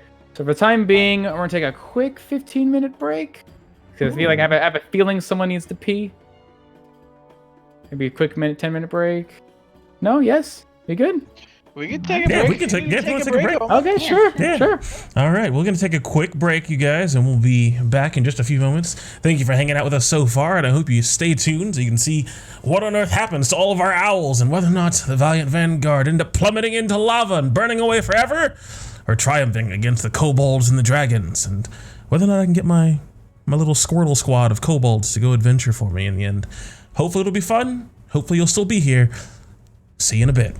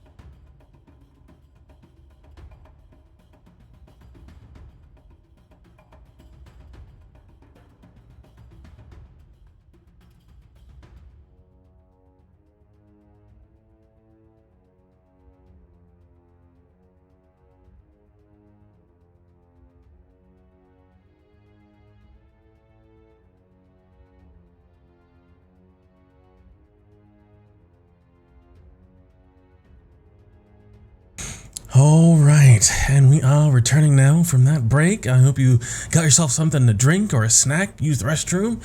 Hope you're ready to get right back on into it, because we certainly are with some more D&D right here on Lionhead Gaming. And so... Okay. As the Valiant Vanguard have conjured themselves up a group, I guess, Parliament. What was it? Parliament, that's Parliament. it. A parliament of giant owls, with one of them leading the way up the mountain. What exactly are you guys trying to do? Are you just flying straight up? You, like, any actions you're taking while you're traveling? Because it seems like you guys are, I mean, compared to climbing up and over a cliff face over and over, you guys seem to be making some pretty good headway in terms of speed. Do you think you might be able to get there maybe like in about, like, 20 minutes? Persephone is observing the fuck of the area below and ahead. So are you 'Cause going, we are you like shooting up fast as you can, or are you like taking your time going up? Because that will affect your ability to see things around you. We're in no rush. I don't. Yeah, I don't think we should No, we rush. don't need to. We don't need to shoot up. Sure. We don't need That's to what be I got the other crazy guy high going on either. ahead. Yeah, just enough for us to not have to worry about being slowed down by the taller peaks. Going Okay. low and slow. Gotcha. Makes sense. So keep yourself close to the actual cliffside and rising up bit by bit. Not incredibly fast, but still, again, making really good time. Again, you probably think like you'll be reaching the edge of this thing. Once you start getting past the actual, like, sort of the now forming clouds, you can see these soft puffs of white seem to be sort of brushing against the wings of your birds every so often. Getting something a bit misted, which is kind of a relief in this hot desert climate. But yeah, it seems like you guys are actually getting closer and closer to the height of this great mountain. Give me a perception check, Persephone, and yeah, I'm also keeping my eyes out. Sure, everyone is looking out, doing their best to be a scout in this situation. Give me perception checks. We'll see how well I'm you bad guys at those, see. but I have advantage. Oh, nice. Wow. Nice. Wow! That's a refuses to 10. look down. That's a 10. Right Vitala there. is not going to disorient herself or her stomach any more than what is happening. That's Okay. fair. How long into the flight are we checking out here? Because I'd dick around for a good like 5 minutes and then I'd start paying attention. Depends on you After guys the want to start novelty looking. wore off. Sure, I'll be watching later on. The 16. Yeah, so it sounds like we're flying past the, we've flown past the full tummy of Snake, and now we're at the head of Snake, is what it sounds like. We skipped not. the, No, there was. the sulfur bit. Did we? Yeah, because we're getting close to the top of the mountain. I'm sure we would have smelled it. Basically, all of this is the top of the mountain. Yeah, basically where you guys are at right now, you're going up the actual cliffside, the steps leading up, and most of the actual pits themselves you guys found were on, like, once you got over the cliffs and were walking along the flats, that's where you guys saw more of the pits. Once you get closer to the top, you might start seeing them, but, you're basically approaching the edge of the actual summit. But yeah, All of this area is at the summit. Like the summit This is the area. end of the step. Okay. Oh, poor boy. Poor boy. Like a walk from the nest to the hole is like a minute. Maybe Oh, the okay. sulfur area is bigger. It's like that's one area. Got you. I thought it was more apart. As you guys travel up quite quickly, Tamarkan, take some time before you focus your senses on what's going on. Swift Hollow, keeping your senses just as trained as you can on the path ahead, not trying to look down. This whole weird alien sensation of going up, and never dropping. Basically, you said like perpetually falling in a way. It seems like out of the both of you, Quildor, you are like the only one who just having spent some time in your last battle experiencing what happens when your eyes aren't sharp enough to see the hidden dangers. You are on it this time. Your eyes are looking out. What you begin to notice along your rise is that even between these large 10 to 15 foot tall steps, every so often you'll see like a small shadow, not of movement, but of indentation, but seems to be just like more stonework as you go up, you go down, you go higher. These shadows begin to form in the rock face and sometimes around these small, like almost 5 foot deep landings for every step. And you realize, oh, there are more of those tunnels, more of those holes in the actual mountainside, although much more farther spread apart. Not quite bundled like a nest, more just like random spots here and there. But it does sort of lend you to believe that even though you don't see any of these creatures on the steps, they are quite as likely to pop out here, just as they were down there. And by the time you guys begin to reach higher and higher towards the edge, you can finally see the cliffside itself, the summit. Yeah, both you, Temercon and Quildor, begin to, even in the air on top of these creatures, kind of begin to smell that sort of rotten, almost sulfuric smell. Not quite like the rotten flesh before, but in a way, to best put it, more clean. And yeah, you can see like every so often sitting on the edge of one of these landings of the steps, or like these small, looks like puddles at first, but some of them go deeper and deeper. It looks like liquid, but softly bubbling. And the closer you get to some of them, the more they begin to stink. It seems like you're finally reaching closer to the summit and the pits within. And See suddenly, there, the pits. Those are the pits. The silver pits. The nests are just before that. They stink. and as you finally begin to reach this final edge, getting closer, the owl leading the way quite quickly. You can see his head swiveling to and fro, but he seems quite intent on leading. Getting about maybe, I don't know how far is it, maybe like close to like 100 or so feet from the final edge of the cliff. You can see a sudden spark along the cliffside, and bolts of fire come flying from above to a point where you guys can barely see over one of these landings, as bolts of flame come flying out and crash into this creature's body. Enough to do all through those hits, so that's what I was afraid of. bolts of fire crashing into this lead creature, as it seems like these soft downy feathers, Quildor, that you became quite acquainted with grabbing these things, act as kindling for these flames, as this thing immediately turns from a ball of feathers to a ball of fire. And before it can truly fall and burn, the magic holding it together vanishes as it fades. And all around you, you can see along these cliffs, basically almost lining them now, some of them popping out of holes, seeming to catch on to what's going on, seem to be a number of scaled creatures. Kobolds, maybe perhaps the last patrol, gathering their way up the mountain, now popping themselves out of the holes as you continue your rise up and up and up. As I'm going to need you guys to give me some interesting initiative rolls. As you guys are not standing on the ground you see before you, you guys are instead on top of some giant owls, about maybe 5-10 feet or so away from these ledges as you are going up. This is a vertical map, baby. Yes! So for the purposes of the mount, I'm assuming that these things are disciplined. Seems like, yeah, they're obeying. They're strangely disciplined. They have, seems like simple minds. They seem to like, when they're landed, they seem to be pecking at insects and like, but they seem to be following Persephone's commands as if they were trained animals. Persephone's commands. Mm-hmm. Okay, so the owls act on your turn, Mel. Unless they're commanded to follow your unless orders. they're okay. So then the owls seems act like they on our are. turn. Yeah. Okay. You are mounted on them, essentially. All right. So we're the controllers. Okay. So the owls act on your command, on our command, Yeah, which so means that the owls cannot the owl attack. starts- the first owl that had started falling, Persephone immediately was going to be like, Listen to your riders. And then hopefully we can all get out of this alive. For the record, the owl only Uh, has 3 actions, by I the way. gotta- It's dash, dodge, or disengage.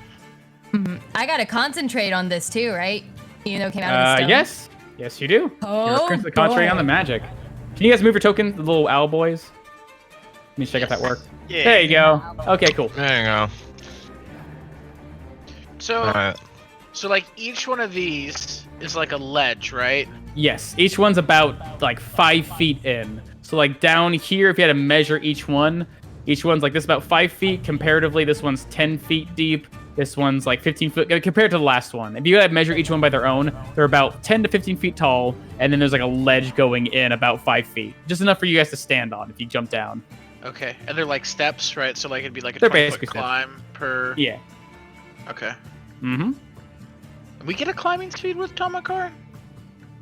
You don't get a climbing speed. You can avoid difficult terrain in the mountains. Only Okay. when we're traveling, though, not in combat. Okay. Yes. I can help you along. I can show you the path. So while we're traveling, I make it easy. But when it comes to combat, I can't fucking hold your hand.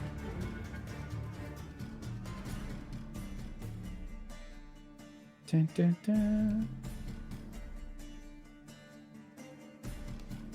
These guys will spent their stuff. Nice.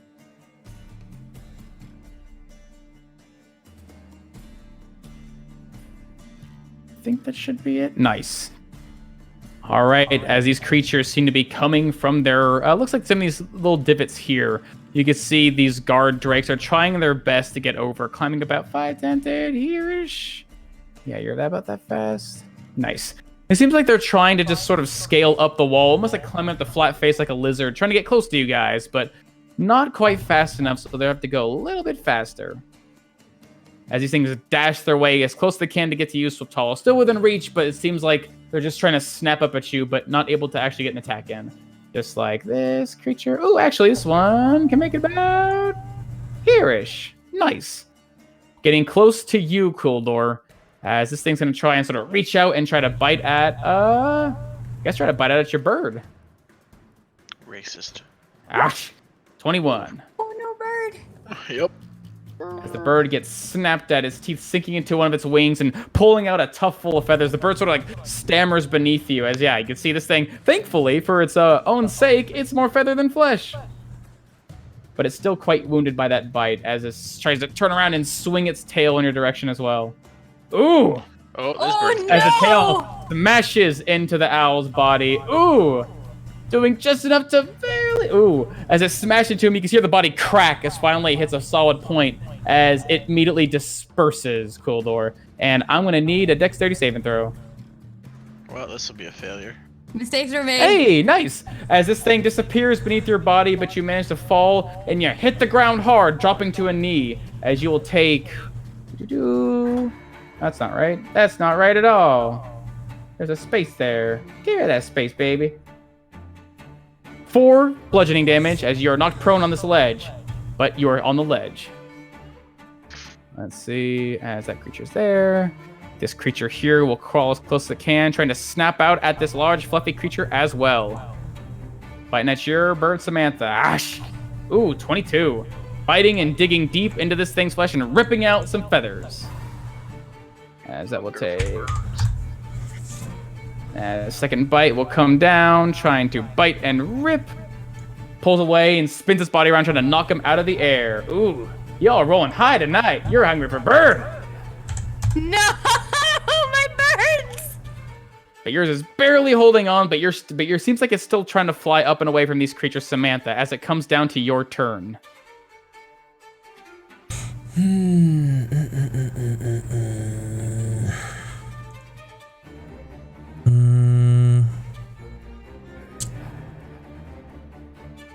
Let me see how this works really quick.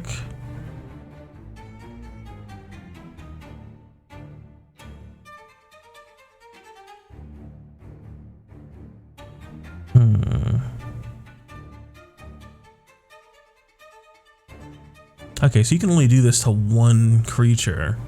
I thought you could switch targets. Interesting. Okay, I will have the bird, I guess, take the dodge action.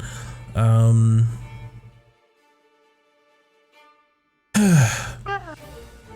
we landing or flying on? I thought we were fighting. And Quildor is, I don't think he has much choice. I look over and see Fine, I'll Quildor kill him all by myself. It's fine. prone on the ground. I suppose you're right. So since this is a vertical map, how much 3D space am I looking at between where this Drake is on the edge of the map and then how far the wall is to the next, you know, what am I looking at ledge-wise on this level? In terms of like distance between your 3D plane here and this 3D plane here? No, just like depth. Like if I were to move closer to the wall in front of me or beneath me. You're basically, you guys said you're flying pretty close, not trying to go too far or too high. So you guys are basically like within, like you guys would be like maybe like just within reach of these things. Like just 5 feet away. So you're not literally dragging and grinding your owls against the stonework. You guys are like a good like 5 feet away. How close is he to the edge of this level? To the edge? He's about like 5 feet above it, just about. each step is 5 feet wide. Yeah. They're about 5 feet deep. Each They're one's tiny just about little 5 feet. ledges. Yeah. Did I just close It's enough to the walk on. Yeah, so this is vertical, right? So like, Yes. so if I got on the ground, I would be jumping down to the next level from here. And then you jump down to this one right here. This is a ledge. Yeah, no, I got you. Okay. So I'm gonna have the bird maneuver myself around in a 3D space to get basically behind him, and then try to push him off with Eldritch Blast, sending him off the side of the mountain. Okay, so 5 So feet. I'm gonna move closer to the mountain, and then to the left, and then shoot twice and try to blap him off the mountain. Okay, so move your little dude. You can move your token. Move him where you want to move him. It's like this dude is like clinging to the wall. He's on the wall. He's like a lizard. Oh, he's not See what on I the mean? the ground like Quildor is? Nope, he So is on the this wall. guy's He's on the wall like a ground. wizard. That guy's on the ground. Look at me, I'm on the ground. Okay. This guy's like crawling on the wall like a lizard. He reached out and bit your bird. All right, so I'll pull far enough away from the wall so that he can't fucking hit. Fuck. 3D. Yeah, I'm just trying to figure out the... Okay, so I don't... so then, knowing that then, because I thought he was on the ground, can I have the bird disengage then? Sure. Okay, so the bird's going to disengage. We'll reposition here in a 3D space to take advantage of him and try to send him off the mountain then. Okay, gonna be a little hard because again, these things are like 5 feet wide. He's standing like, here's the ledge, here's the wall, and he's standing like right here. You're kind of above him. Again, he's like next to the wall. There's only like 5 feet. Again, each one's like a 5 foot little space from the wall here. Just enough So to there's walk just on. one square of room for on each level. Basically, yeah. There's steps. Okay. You can shoot him Now in the I- ground if you want to bury him. Now that I fully understand, fine. All right, fine. Just dodge action. Go up 30 feet. Shoot the lizard twice. Okay, go up 30 feet. Dodge action. He will try to attack you if the bird pulls away. Let's attack at the Yeah, bird. that's fine. Is he gonna try to bite with disadvantage? Bah! Ooh. Uh-huh. Snaps out wildly. A little close. Catching a couple feathers, but not enough to get him. Okay.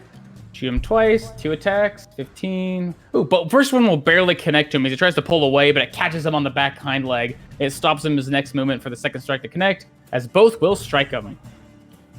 As it's 27. Nice. This dragon creature gets pushed along the rock wall, but holds on quite tightly. As he is thinking 25. There we are.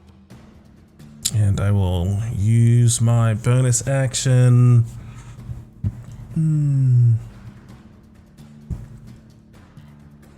To increase my defenses. That's it for me. Okay. Quildor hitting the ground hard, but still quite hardy. You can see along this ledge you've landed, there's creatures in front of you and creatures way back behind you. Your allies are still on their owls, but these creatures are starting to close in on you. What do you do? Stand up. I'm gonna walk over to this creature. With my spear, I'm gonna stab at him. All right. I think I want to do there. Yes. As I fall and as I get back up, the spear is gonna flip out very quickly. As lizards like shiny things, and I'm going to distract him slightly with the shiny spear. As I'm gonna stab at him.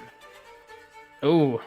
How do you want to kill this thing? As you can see the spears flipping around in your hand, his eyes are trying to watch it, and his hands are immediately going to his backpack trying to grab at one of the objects, fumbling as you quickly get close to him, but you're too quick for him. As he's reaching back into his backpack, the spear's just going to go straight through the neck, piercing the hand behind him, and just flicking through and ripping out as part of the neck just collapses as his head just kind of sinks to the side. Falls to the ground. In Draconic, I'm going to shout out, Uchitaku! Which means, come at me if you dare. At this one. Okay, as you say that, its head turns to face you.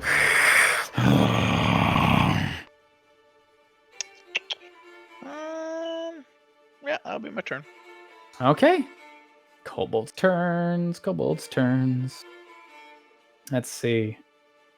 Where are you at? 1, 2, 3. These creatures down here begin to mobilize as best they can, trying to get to the best of their advantage. You make it about here. This creature stays where he is. This creature makes it about here. Up at, let's see.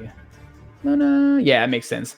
Luna, you're going to have a number of, looks like pelleted bullets coming at you. You can see these creatures pulling out little slabs of what look to be those little pouches. And for them, they're taking handfuls that look to be like gem shards and golden ores, swinging them around and flicking them in your direction. One of them's coming at you. 2 of them are coming at your bird. Top one's coming at you, Luna. Let's see. Why do you keep doing that? There we are.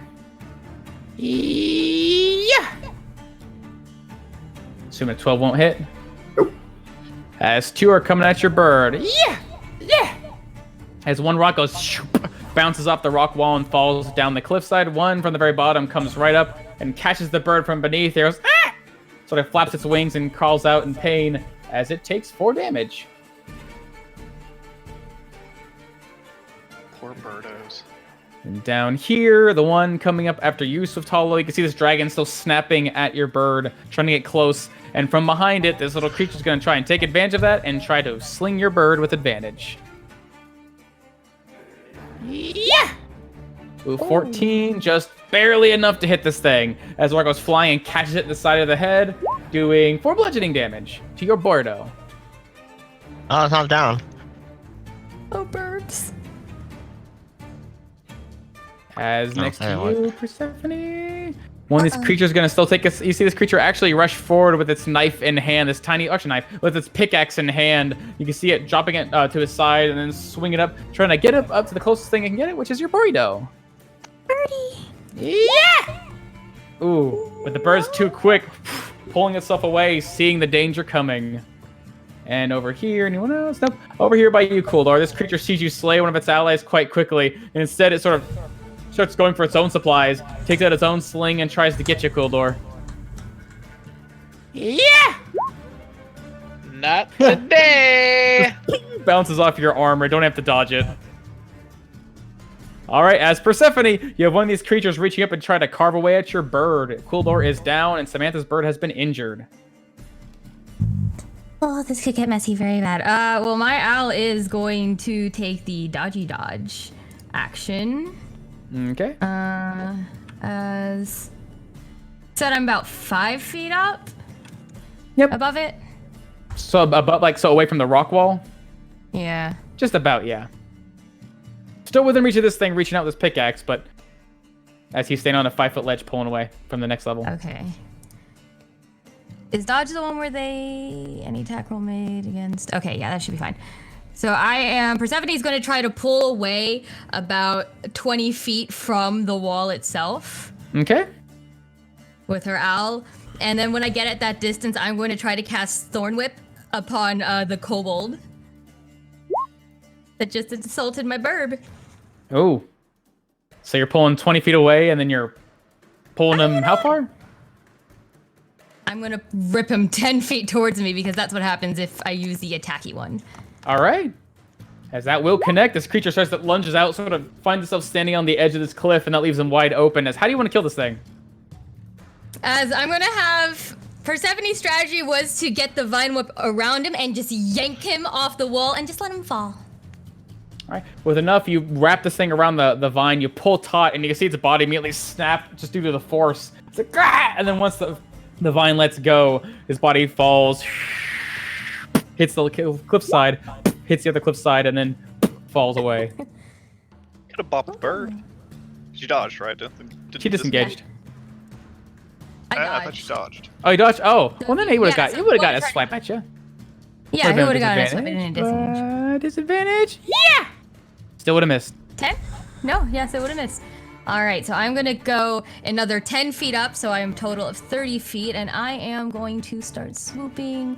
How much movement do they have? 60? Have their fly babies? They have 60. So then 30 feet of movement would probably put me over. Actually, no. You know what? I just move a little bit closer to this situation over here. Okay. Yeah. Okay, I'm sticking with it, because if I think about it too long, I'm going to go back and forth. So I'm sticking with it. If it's a bad move, it's a bad move. But I'm 30 feet up. Good shit. As Swift Hollow, there's this creature that just lunged close to you and your bird, trying to snap out at you. Didn't quite make it in time, but seems like these kobolds down here are also trying to whip him out of the air. What do you do? And she sort of pats her owl on the wing. Tuck in your wing. As she sort of kicks the drake in the snout, as she orders her owl to disengage. With the kick, hoping the owl will disengage a bit. Nice. Trying to get it to back off a bit. So the owl can tuck in and move a bit away. And so we'll move 5 feet that away and start moving. How do you describe this? Oh boy. This would be like the XY plane. It starts moving on like the Z plane upwards relative to what the map is. Sure. So going up this way? Yeah. Nice. Sure. Oh, actually, Now you go like up here, they move 5 feet. Do I want to face kobolds or do I want to face sorcerers? And Sorcerers seem like they've just cast magic and they're still trying to gather their things. Probably have more advantage. It does seem like they're still trying to gather their things, haha. But in Swift Hollow's experience, how far do those slings really? Slings are pretty simple objects. They can make it about 30 feet or so, but if you're really winded up and are willing to sort of adjust for the angle of your shot, they can go about 100-some feet, I think. If I'm right. Double check that. Like extended range. Yeah, so like about 30 feet normally, because they're super simple weapons. Everyone knows how they works. Like you think about 30 feet or so normally, but like you can try to go further, maybe almost over 100. If you really wind up and line it up right, but it's a challenge. Okay, yeah, then Swift Hollow will move.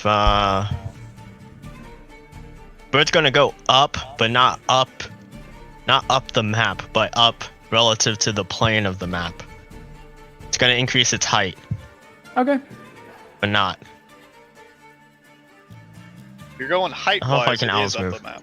Yeah, so this is going up yeah, the but mountain. not like that, but like... You're pulling away from the mountain, essentially. Yes. Sure, okay, There so you you're go. pulling That's away a from the better mountain.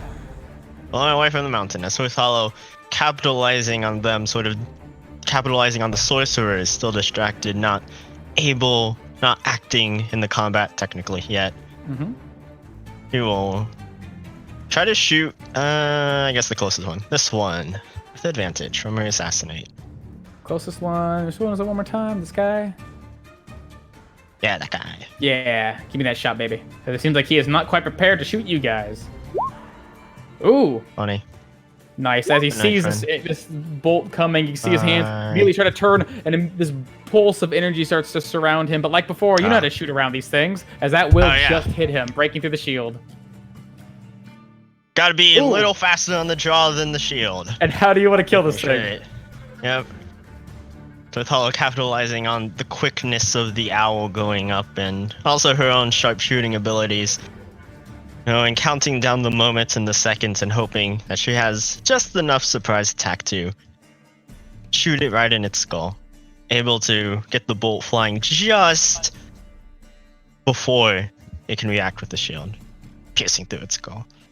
And how far can owls fly? 60 feet? 60 feet. The owl will go 55 feet in the air. What, 5 and 5. Oh shit. She's under the wing. That's Swift Hollow. In this moment, you see this creature get struck by your bolt, piercing through the magic and falling. You watch this creature fall down the edge of the cliff, and it's a bit of a reminder of what you've been experiencing in this fight, this strange sensation. What you've been doing in the Valiant Vanguard, experiencing the brush of death at every turn, and although it is dangerous and harmful, it's almost, I guess, what you could call fun and enjoyable. There's something new here, and it begins to drive you further as your senses sharpen, and you feel yourself able to maybe stay calm in this moment, just enough to guide your next strike for greater glory as you unlock a boon. Holy crap! Look at that! As you unlock where are you at? Okay. No, muting. So you unlock the Dance of Swift Death. It seems like whenever you score a critical hit or reduce a creature to 0 hit points with an attack using a weapon attack, you gain advantage on the next weapon attack you make before the end of your next turn. Bring it in, Nice. baby. Nice. String those kills together. All the elven accuracies.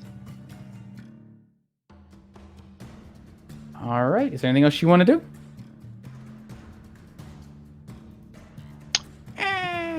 I died. Ouch! Ouch! No, that's what Thala said. I don't think, because of how the physics and how the thing works, I could probably mental gymnastics. Also, Thala goes in the middle of the... I'm not that cheesy. Okay. All right. That's what Thala will enjoy her vantage point. As behind you, Samantha here, as Zasir grabs onto his owl for dear life and starts to pull and shake, as both it and him will basically pull back away from the mountain about 60 feet, just trying to get away from this situation, while both of them seem to be taking, to the best of their abilities, defensive maneuvers. Poor Zasir. I It's don't half want to movement die! dismount, right? What's that? I think it takes half movement to dismount, right? I think so. I know it's have to get on. I think it's probably Have to get on, Wait. have to get off. And you can chain Sound your Mounting and dismounting. It's pretty good. Mm-hmm. Yeah, Samantha's gonna call up to him. Just stay away from the mountain and you won't die. She As turns these her attention creatures- back to these things. Up here, we'll be looking down at your group. 1, 2, 3. Nice. They seem to be watching some of these large birds fall, and they'll be aiming for the closest ones. You can see they're channeling the next source of their magic. How many got? Nice, just enough. As, let's see, 1, 2, 3, 4. As Tamar Khan, you and your owl will both be receiving 3 scorching rays, as well as, who is that? Samantha and your owl.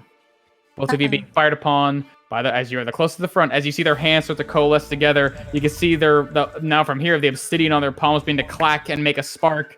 As Asir calls back, "More fire!"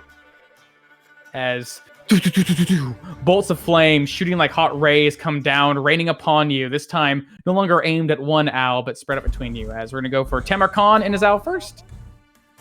1, Say, 2, but to get my 3. staff out. I'd say so, yeah. Thanks to the owl leading the way, you're able to prepare yourself and not be surprised.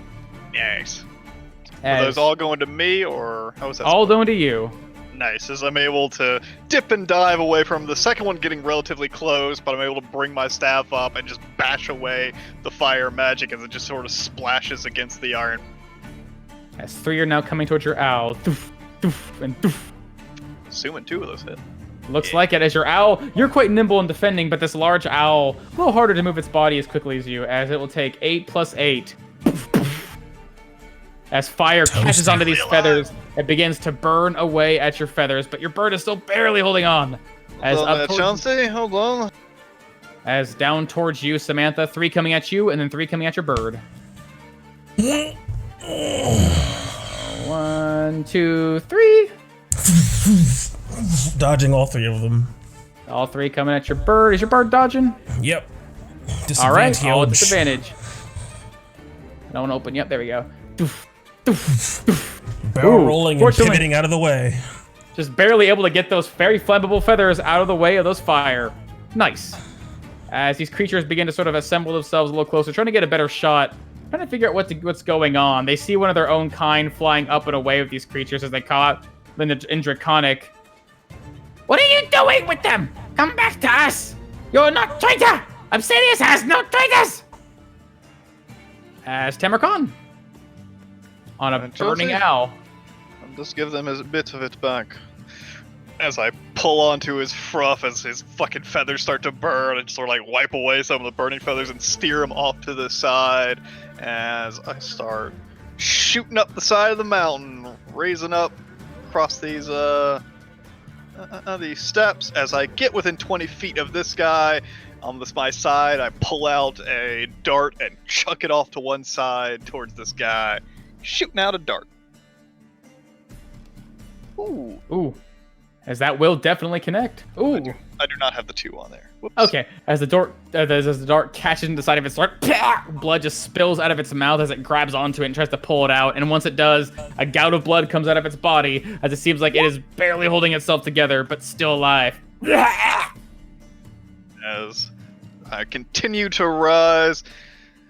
Finish that one off with you, Chauncey. As get up to this rise as I hop off my bird, jumping off into the air, as using a bit of his movement to get here, since he's sort of got to go at a diagonal. But I'm jumping off, and I'm just bringing my staff down on top of this creature's head as I land right here, trying to bash into this dude with my bar.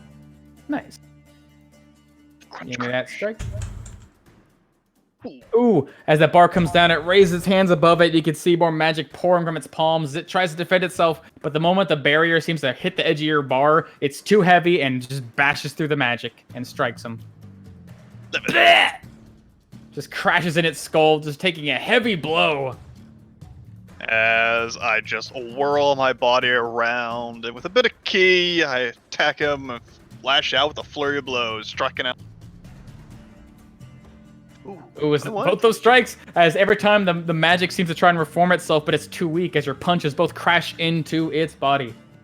Ooh, as one by one, you can see the magic shattering and reforming itself. Not really able to keep itself too defended, but it seems like it just offers just enough buffer to keep your iron fists from breaking its body completely, as blood just starts to pour from its mouth and from the side of its head you've gashed in.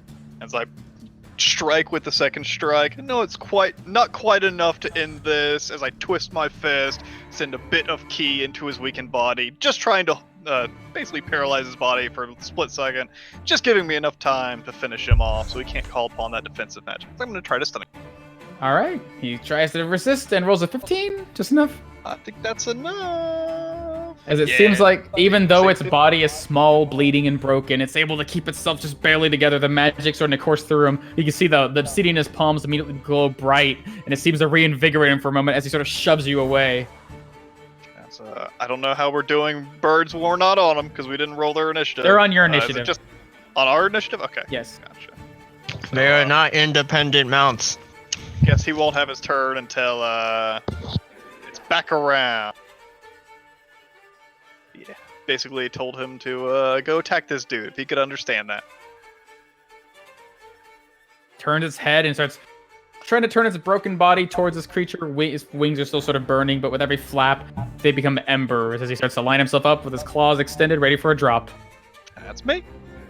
All right, and as this creature seems to be pulling the dart out of its throat, blood spilling, it sees this large creature looming towards it, getting ready to drop. You see him hurriedly reaching back and grasping onto this small catapult-like device as he rears it up and tries to fire it. Thunk! This rock flying up towards your bird. As he invokes his, where are you? His shoulder pull. Guess he would take the dodge action.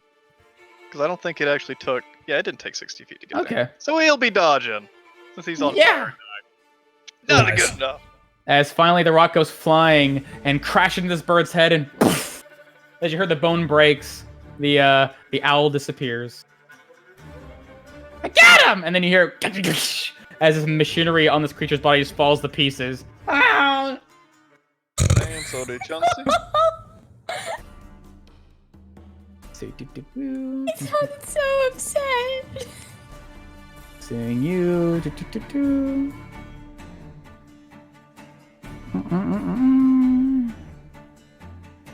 Which one are you? Nice! Cool. As this creature sees you, Persephone, you're like 30 feet away from the wall, right?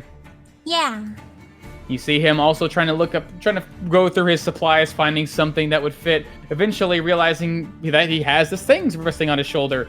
Aims towards, this time aiming towards you, Persephone, seeing you conjuring and moving these things around, this bird flapping its large wings, and instead, you're the one sort of calling out orders to these things. Tries his best to shoot you with his own little shoulder bolt. Boo! Ooh, me? Uh-huh, you. Oh yeah, that hits me. As with one hand on this thing, the other on your shield, trying to keep yourself level, the bolt, this rock about the size of your fist comes flying, and next second it crashes across your face, dealing 6 bludgeoning damage. I'm gonna need a concentration saving throw. I don't know if you can fail it. Maybe you can. Because I'm a warcaster. Hey, Don't roll that one. Constitution, right? Constitution, baby. Aha. Oh, good thing you got it. As that hurts so bad, but you're so focused on keeping your friends alive right now that you couldn't possibly drop the magic for something so weak. Yep. All right, and let's see. This creature makes its way over here. Seeing you, who is it? Swift Hollow. Being the closest. Actually, no, you're 50 feet away from the wall. You're 50 feet. I guess it'd be Persephone. 55 feet away from the wall. Yeah, you're way too far away from it. I guess it'd be either Persephone or Luna. No, I go after Luna. Seeing Luna, the one being in range, you can see this creature also pull out his own little slot and try to go back and fire up at you, the rider. As it seems like those shots seem to be the most effective. Yeah! Nope. Rock goes flying right over your head, off into the rock wall. As I think, eeny, meeny, miny, mo. That's all good. As it comes down to you, Luna. Just dodging a rock.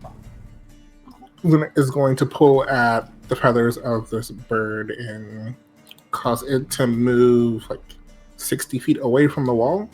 Okay. Get the fuck out of here. And then, utilizing her rod and some of the energy left in it, she will twin cast Firebolt at some of these sorcerers. They seem to be problems. So one at this guy, and then one at the guy up there. This guy? Way up here? Yeah. Okay, cool. All right, give me those shots. First one at the bottom one.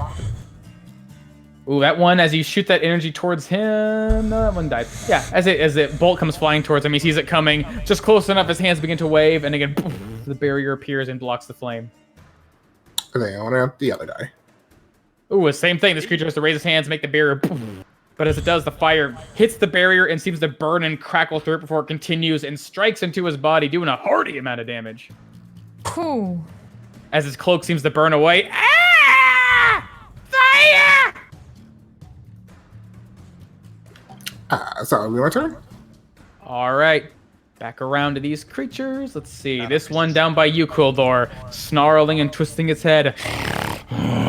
Crawls down and tries to leap down, trying to bite onto your body. With a little bitty bite. A chomp. 21. Ooh. As he strikes out to bite, I'll just take my spear arm and just elbow his jaw and knock it away, unable to find purchase. As the strike knocks him almost away from the wall, his claws sort of scattering, and eventually has to catch onto the ledge here next to you. He finds his footing, twisting its head, trying to shake off the blow, and then twisting, trying to whap you with his tail. Bah! As he swings the tail around, I just aptly jump out of the way. Jumping up over it and then landing on the ground behind him.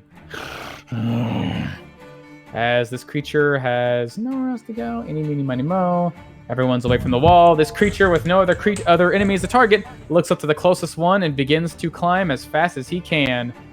Not quite making it super far until he gets behind you, Tamar Khan, having to go 5 feet dips every single time, climbing up like a lizard, very skillfully until he's behind you. But once he lands, he starts to find his footing and lurch towards you, as it's all he can do. And this creature here, seeing that there is more prey to be hunted, begins to also dash as quickly as it can, getting up about here-ish. Just on the ledge beneath you, Kuldar, you can see this other red head coming up behind you, trying to snap at you. As it comes to you, Samantha.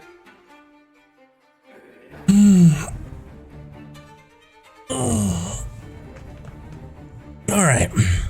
So, having seen what these, how these kobolds react when they feel fear, Samantha knows that she has to take on a bit of a more present role in this thing's life. So Samantha is going to first pull up another 30 feet and bring herself alongside the other owl and try to shift herself try to shift herself from this owl and get on the owl next to her. Okay. Using the owl's movement. Yeah, you can sort of hop off. Without much movement. Still in combat. I'm gonna ask for an acrobatics check. Not particularly high, but you are on a flying mount trying to jump from one to the next in the middle of battle. Yep. It's not quite an easy size battle thing. Consume my DM inspiration for advantage on that boy. All right. 10. Nice. Okay, just barely enough. As your character is able to grab on the edge, your bird is wounded, so one of its wings kind of falters every so often. You just happen to jump off right when it falters, sort of throws off your arm, and as you begin to fall, you feel this tiny little daggering claw catch onto your wrist. As you see Zasir with all of his whole strength, holding on for dear life, catching you by like the tips of your fingers. Which is just enough for you to get within reach and grab onto a handful of fur, or I guess feathers, and pull yourself up on this thing. Yeah, I come up behind Zasir. Well done, little one, as I wrap my arm around him, holding on to him. Now watch your master work, as I bring up my scepter and just cast a bit more magic from behind him, trying to make sure he doesn't freak the heck out, and trying to show off a bit of my power. No one is grouped up enough, are they? God, there's so much space. Is that accurate measurements? So every level is 5 feet closer to the screen.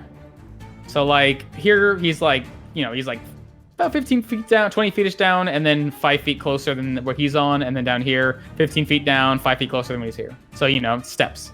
Yes, if I pointed a fireball at this guy, how does that interact with these two, basically? I guess basically if it would reach there, it would be like 5 feet deeper, so that'd be about 20, close to 20, this would be about close to 20. I'd give it a solid 20. It could bend around the corners anyway, because fireball can do that. Oh no, my Venom Blast has a 15-foot radius. Yeah, it's a baby. Right. It's a baby fireball. All right, no problem. Yeah, so I see the one coming up underneath, coming up to the side of Quildor.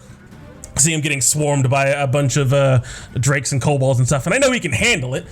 I believe in the shield of Zamaria, but I might as well help while I can. So I'm gonna go ahead and just line up 2 bolts at the one on the side here, and just blast him. This guy right here, or this guy right next to him? On the okay, bottom of the guy. Climbing nice. up. Nice. Okay. Yeah, trying to send him.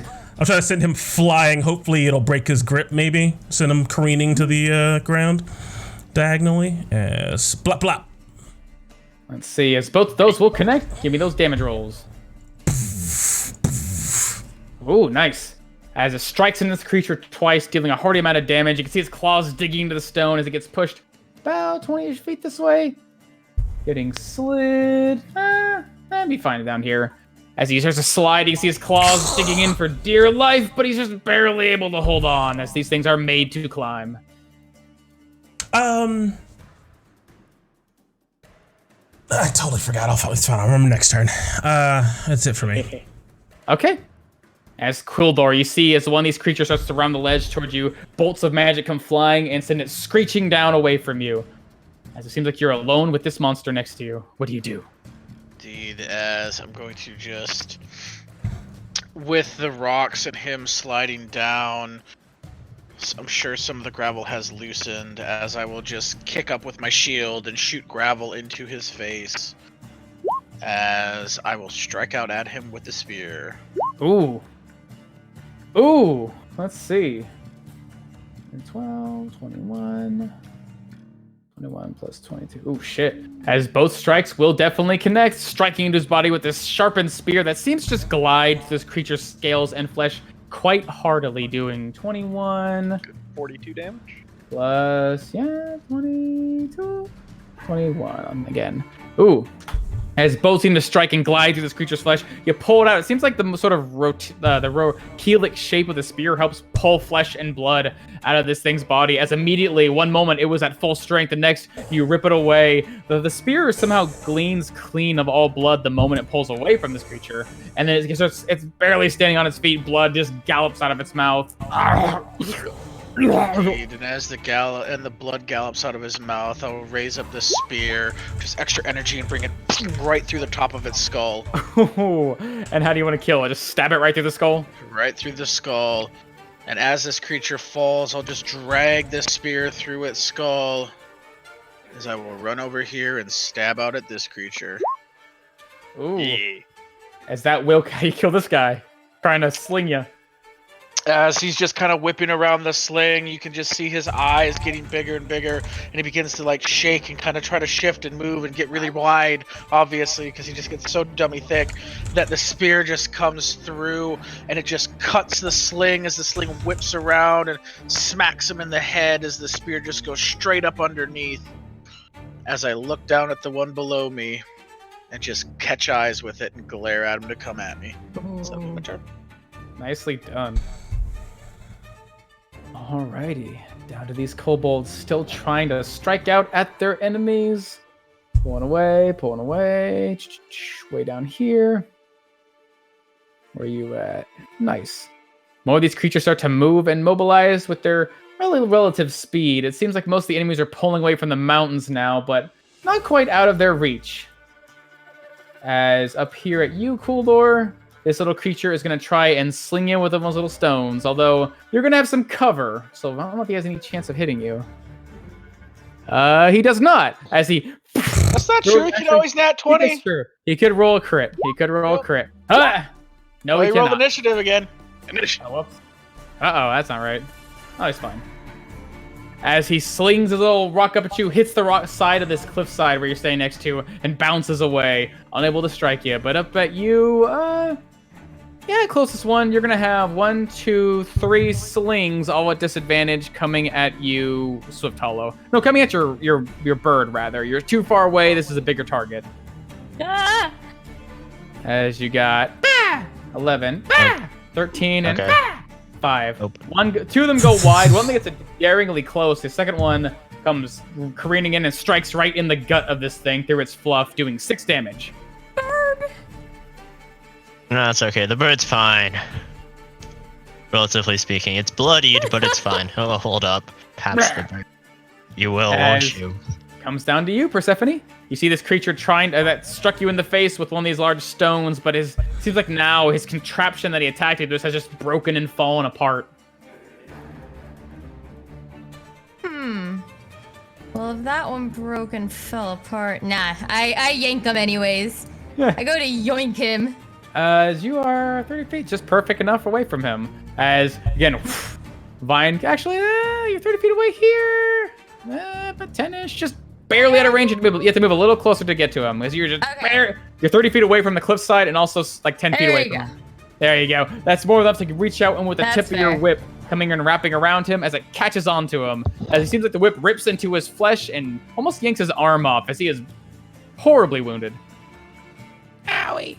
Can I yank him off? You certainly can if you just want to pull him off. As pulls him off, the vine comes free. Hits the cliffside below him and dies. Oh boy. These poor creatures. Alright, Stone cold. She says with a smile on her face, blood dripping down. Anything else you're doing on your turn? Actor, I am insert Persephone's going to nervous stay laugh right there because I'm sure no matter where I move, I've got 2 things that are going to try to hit me anyways. That's it? Yeah, that's it. Okay. As Swift Hollow comes down to you. Capitalizing on the momentum of the kill, of her hunt. Sort of enjoying this sort of, while they're not humanoids, so target practice isn't as fun. I mean, still. What she likes to do. And she will target this sorcerer that seems to be accosting to my con. Or would possibly accost to my con. She'll try to snipe it out of this. Oh, actually, that's a good point.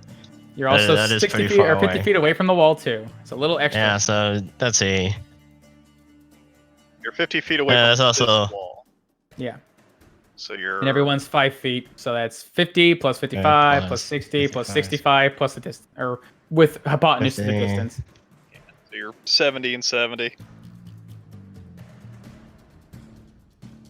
Yeah, that's in range of my crossbow, right? 80 feet? Yeah. The math. Hypotenuse time. Yeah, I did the math. 70. We got like 9 5060 legal square root of targets. 5060 is 70. feet. Well, it's 71. You're at 70 and 70, so you're 98 feet away from him. You are so basically every time you go up a level, Sotalo, the mountain goes 5 feet deeper, and these guys are going deeper and deeper. So it's like like steps. He's on the top of the steps, so he's further into the mountain than you are, which adds a little extra distance. Oh, I see. Yeah, because then this stops being a right triangle. Okay, yeah. So I'll take Brendan's call on it. Don't worry. The owl has a lot of movement. Certainly does. I know what I'll do. Hollow will go. Out here, and then she'll try to snipe this one. 40. That should be just close enough, I think. Yeah. All right, give me that shot with advantage. Ooh, nice. As this thing, you see the bolt come flying, but again, these things seem to be protected by this shimmering force that still surrounds them. But fortunately, your aim, maybe your momentum carries your bolt, as that will connect with them. Just in range. He's 78 feet away. How about that? As bolt goes flying, breaks through the magic, so you can see it shatter for a moment as the bolt strikes into his body.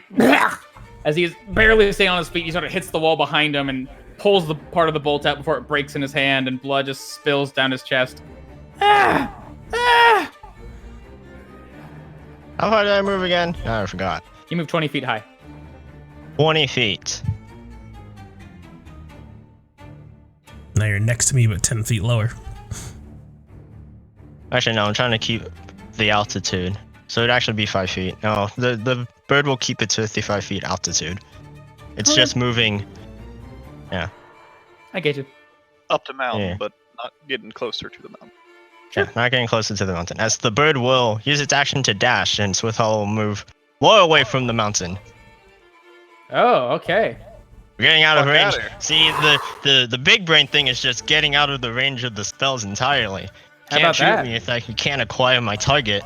As you pull yourself away about 115 so feet away from the mountain, just far away from plus this another edge. 60, plus another 40, because Oh yeah, you still got 20 movement left. Just pulling as far away as you can to the point where, like, you can Yep. see past the cloud line. You can maybe see an owl flying. Hard to hear him with his soft and silent wings, but Swithhollow's taking advantage of this terrain.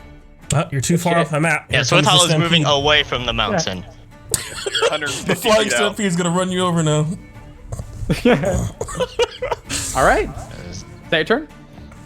One.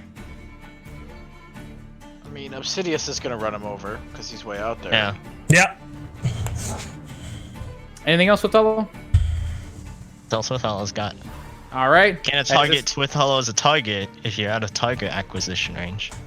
As this creature who got wounded by this bolt pulls itself onto his feet, it tries to line its hand up out into the clouds and mist after its attacker, but then pulls back in the clouds, just out of its range. A sight, but not quite close enough.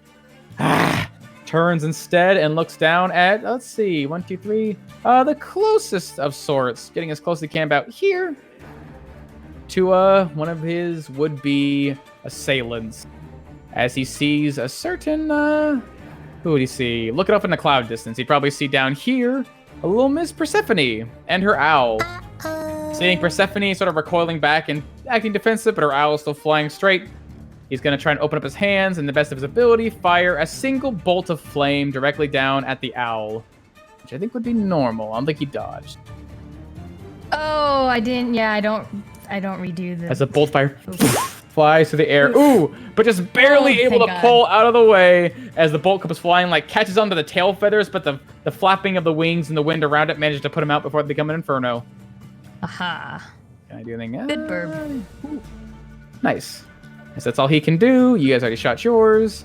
As next to you, Tamar Khan, this creature tries to pull upon some more magic inside of itself, but it seems like there's not a whole lot left. So instead, he just grips his palm tightly and then just sort of like tries to thrust it out in your face. You're expecting like magic to shoot out, but instead, just a small cloud of black smoke fills your face. I need a Constitution saving throw.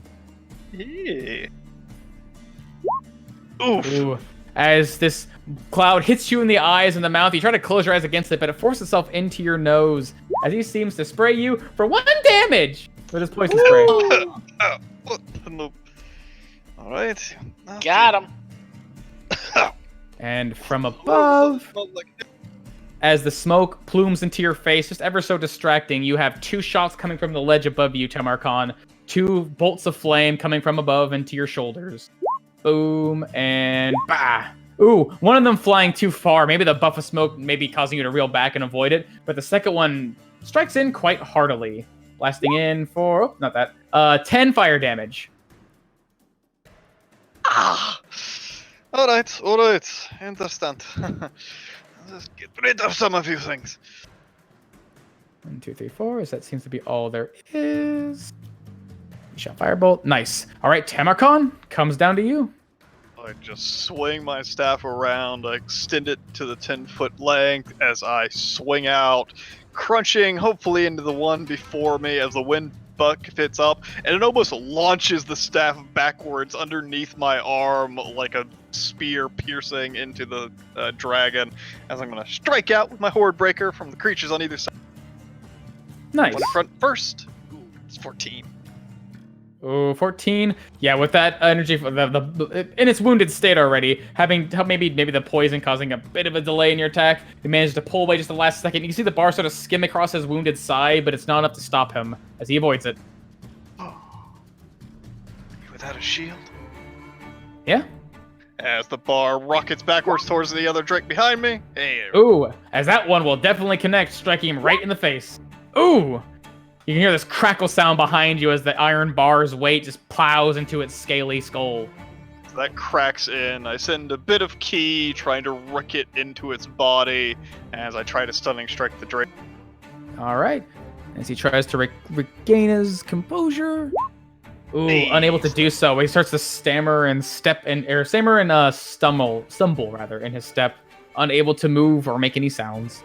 As it bashes into his head, I spin it ever so slightly upwards, scratching it onto the ground, and using it as a bit of a leverage, I spin my body and kick out in both directions with a flurry of blows as I strike out both of these with the unarmed.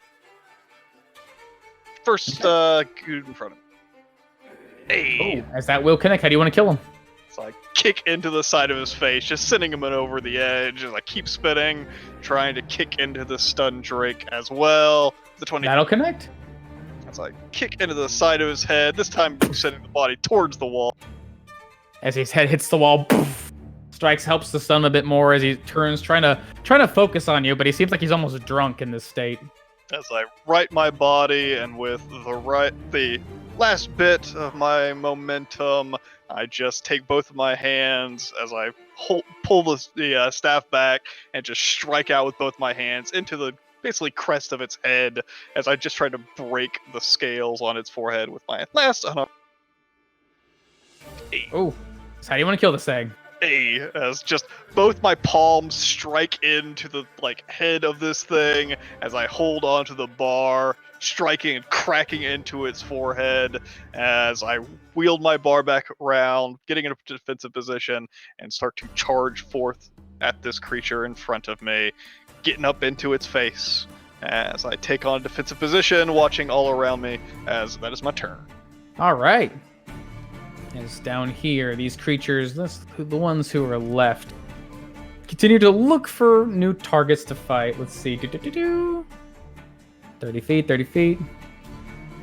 Oh, can you? Guess the one is you. As this creature comes running up here down beneath you, Tamarkan, seeing you sort of just behind the ledge of this cliffside, you can hear some fumbling down below. As, where are you at? Nice. Suddenly you hear as you look down and just sort of barely trying to careen around the edge of this cliffside is a small clay pot. Oh no! Let's see. Perfect. As it smashes up against the ledge and suddenly this liquid starts spilling up from the edge and scatters all across you. Oh shit! Hold on, is that attack roll? Oh, I gotta make an attack roll. Sorry, misread that. And he tries to throw it up. in your direction as you're getting a pot thrown at you. Just instinctively swing my staff around and just bat it out of there. Nice. No, As it what comes- was that? As it comes flying, as the moment that your staff hits it, it explodes, and you see this green goo starts to spatter against the wall and around you. It kind of smells, but it's more like acidic in its smell than anything. As My staff was at 10-foot length, so it smashed a good ways away from it. As instead, as spatters on the ground around you, seem to breaking and filling the air, as the ground around your feet seems to be covered in this strange, sticky material. But seems like it's maybe a little easier for you to maneuver in, but with your considerable speed. But still, as the 5-foot square that this thing smashed against becomes difficult terrain for you. Basically, the space you're in is difficult terrain. So that's all you can do. Actually, you even have advantage because there's a dude next to you. Let's see if he does hit you. Oh, yeah. Not quite enough. Oh, I've got a decent amount. But yeah, with my agile parry up, with my staff in place, once again, I bat it out of the air. Nice. So yeah, again, puddle on the ground next to your feet, some of it catching onto the hairs of your feet, but still, yeah, you have enough speed to probably pull away from this thing quite easily. As that is his turn. And then down here, this creature looking for an enemy to strike can't really see much. So instead, he just begins to crawl down here, makes it about here-ish, 5 feet, 10, about here, climbing down the wall. He turns to his ally, who seems to be still slinging up next to the wall, and starts growling at him in Draconic, sort of in muttered tones, but you guys are quite far away from him. As Luna. Still with her vantage point, she's going to use another bit of energy in her rod to twin cast Firebolt again at these 2 sorcerers at the top here. All right. First one on the guy on the right. On the right. Ooh. Does he have enough for that? 1, 2, 3. Ooh, just enough energy flying towards him. Sees the bolt coming, already wounded. He turns and puts his hand towards you. And again, the shimmering air is just enough to stop the fire. It doesn't break through the energy. It just seems to catch it and disperse it. He is shielded. And then the guy on the left. Ooh, it's the same thing. This creature sees his bolt coming and instead just ducks and weaves out of the way. Strikes into the stonework behind him. As I will turn a 2nd level spell slot into 2 sorcery points, and then that's it. Okay. As they're all dead. Nice. This creature that got blasted almost off the wall but held on Kuldar turns its head up towards you. Sees maybe the slightest wound on your body, but seems like its other enemies are out of reach. So instead, it crawls up towards you and tries to bite you. It's going to try and bite you with that bow. 17. Nope. Assuming that doesn't hit. And then as he can't quite make it to you, he turns his body and whips his tail up against you, trying to knock your feet out from under you, but mostly just trying to strike you. 9. Assuming that's also a no. Nope. Unable to get to you. As Samantha, you're finally on the back of this owl, which seems like Zasir has sort of like shuffled himself around to allow you to sort of fully mount it. He's hanging onto the back of this thing's giant head. You're mostly on its shoulders and haunch. What do you do? I'm sort of looking around, because I'm still in my snake form, so I'm using my my hair to look down and behind me, and I see more of these things scrabbling around. I'm just going to put 1 bolt into... Yeah, I'll use my bonus action to call on a bit of wretched energy, and then put 1 bolt into this guy. Actually, these guys seem to go down really quickly, right? They don't seem to have a lot of health. Yeah, they seem pretty easy to kill. Yeah. So I'll just thin out their number, I think. So kill him and shoot the 2nd blast at him. So first one at the lower kobold to the right of Luna. Okay. And then the trap connect? pot boy up top. Ooh, so how do you want to kill him? They don't have enough health to deal with you. Just quick blast, just takes their head clean off. Blast their head off, hits the wall. 2 headless, magically around the neck hole scorched corpses that smash into the wall and go limp.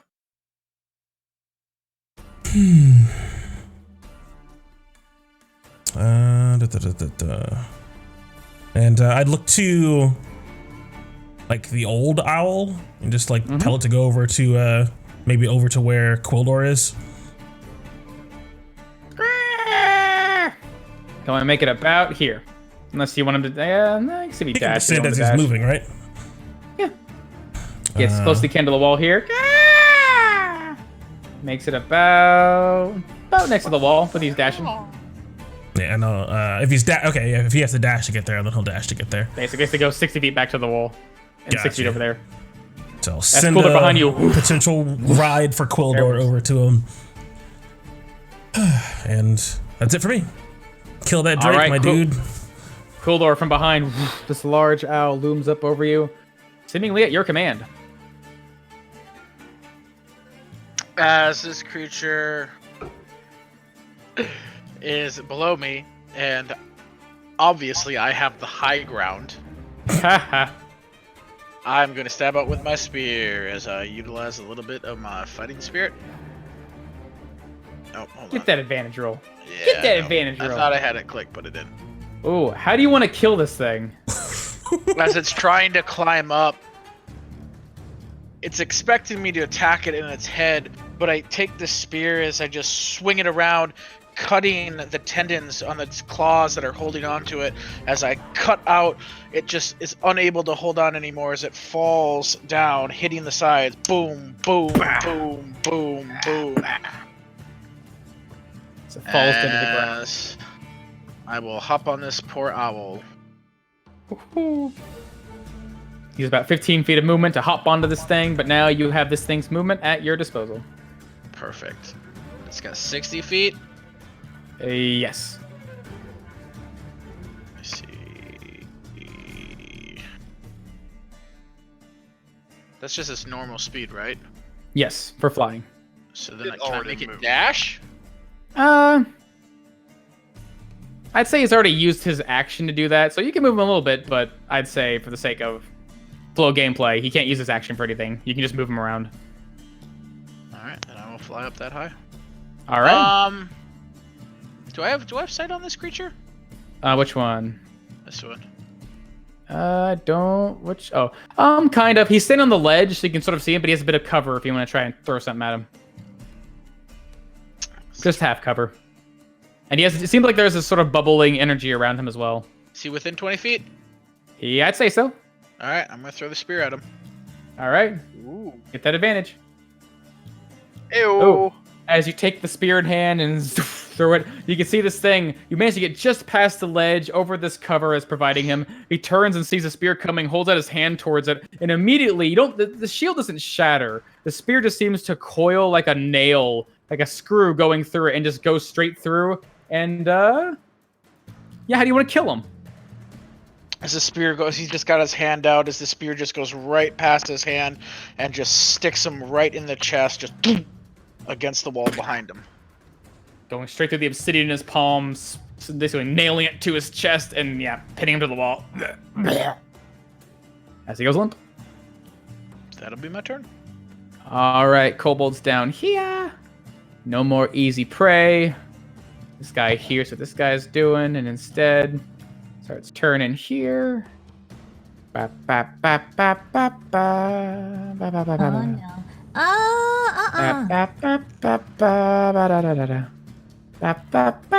no. Seem to turn and run towards.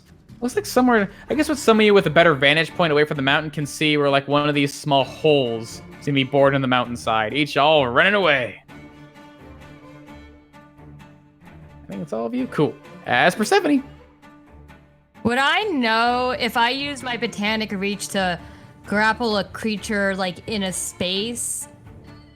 Do they just become difficult terrain if a creature tries to pass it through, or is that spot like barricaded now? Since it's another creature and it's the same size, you can move through it and they're allies, but it is difficult terrain for them. It'll just cost them 5 feet extra to move through it.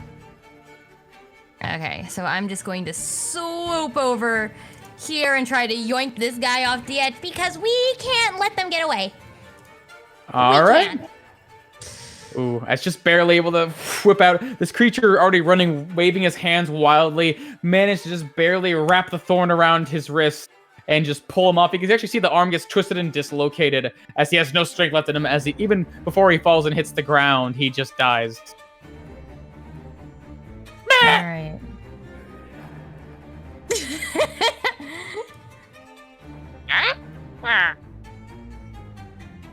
And I am actually going to have my owl land on the ledge here and hop down. And essentially just kind of hold the line. And my bird dodges. My bird can dodge. Lands right on the ledge. All right.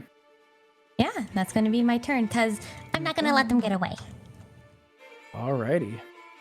As Swift Hollow still not quite following her last momentum, I'm not able to fully take down the creature, but now off into the mist, almost 160 feet away from the actual mountainside. What do you do? Everything on the cliffside seems to be pretty obscured to you with the clouds, but you can still make out shapes and movement. Yeah, well, they can't really see Swift Hollow, then... Or Swift Hollow can't really see them, then they probably can't really see Swift Hollow. And nonetheless, I mean, the bird is pretty big, and guessing from her vantage point, also pretty quiet. Owl predators. Oh yeah. Swift Hollow will use her bonus action to try and hide. Absolutely, you are definitely in a hidden position if you want to. Give me that stealth roll. Yeah. Go, owl, go. 16. As it seems like, yeah, the only slight thing is that you're not easily able to hide yourself without the fog, but with just sort of gentle coaxing of this creature, its wings become these sort of silent wings that carry itself in the air, and you can move around possibly without being noticed by too many things. What's the elevation of these rocks, or of the mountain? Because while it does dip down like 5 feet, am I 155 feet relative to this wall? Or to the wall that I was at? I'd say to your wall, you're 155 feet. So if you went down a few levels, you get closer and closer to the rock wall. Yeah, as I get closer and closer to the rock wall. Divot, so... I went to, like, right... I guess my token's, like, all weird. Basically, like, right... Yeah, okay. Right here. Elevation's a bit wonky, but yeah, just... There you go. Good job, Swift Hollow. You moved 5 feet. As the bird will also take some of its movement, I guess like 40-ish feet? Well, I guess not 40, more like... Yeah, it's like 60 feet. He'll use its sort of full-ish movement to move down. Okay. Send. Yeah. Okay. Basically, so just getting in range for her light crossbow. Okay. I'd say if you're moving deeper, close to the mountain, you're moving from 155, going down level to be 150, then moving 60 feet, be 90. Yeah, about 90. Let's see. Be down there. Yeah, that's what the owl is going to do anyways, so we can gain altitude again. Okay, so I'd say by the time you get here, you're just close enough. You think you're within range. All right. Of this kobold? Yes. Good night, kobold. Say goodbye. Whatever. As it seems like he is not focused you at all. He is focusing on getting down this mountain. Ooh. So how do you want to kill this thing? I wonder where kobolds go when they die. Do they just go to dragon heaven? You don't know, actually. Huh. You feel like you should. Well, that's what you get when you're a stupid humanoid monster. Should have worshipped the real god. As this bolt comes flying, catches it in the head, hits the cliffside, and begins to sort of roll towards the edge, but doesn't quite make it down yet. As it will dash and descend back up. All right, back to the distance you once were. A little closer to the mountain than you were before, but still off towards the cloud's edge. Creatures above you sort of look back to where you were, and they can see you go back into the clouds, but can't quite see you. As comes down to these guys, you can see Zasir is just sort of holding on to the owl. Is it done yet? Is it done yet?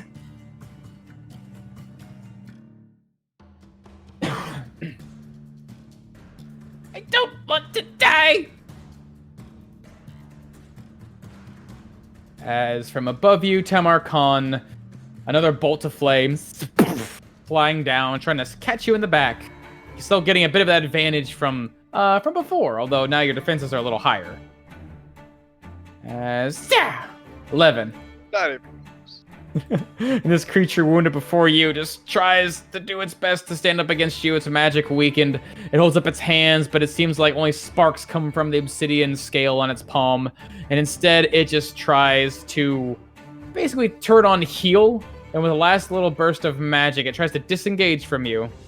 And then you can see those cloaks on its back, little flappity flaps, begin to sort of wild and move, almost like wings, sort of flapping and giving itself an extra step as it casts itself a little spell. It's going to try and move as best as it can and makes it about here, trying to make its way down towards the edge and close to this hole. So you're still alive. You're about here. Did it go within my bird's area? Your bird is under your control right now. It doesn't have a turn. Okay. So it can't opportunity attack. So you can't move, as that's him. All right.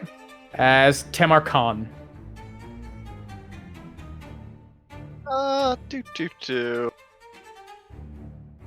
Yeah, I'm going to grab onto the wall next to me and just heave myself up out of this sticky tar shit. Just pull my legs up off the ground as I grab onto the wall as I start to sling myself up the wall towards this creature, sort of dropping out of its sight. Right when I get to the edge of the wall, just go a little as I lurch upwards over the wall, grabbing out and gonna try to grab onto his leg, trying to grapple him. All right. Give me an athletics check. He's going to try and nimbly pull himself away from you. Yeah! Hey! As Grab you onto catch him his to his leg. foot. Let me go! Still only use a little bit of my movement as I'm gonna pull his ass down the mountain here as I pull him off the ledge, grab him onto his as I just pull him off, let him go as I jab into his stomach with my staff. Actually, I dropped my staff because I wouldn't be able to grab him, so my staff's down here. Okay.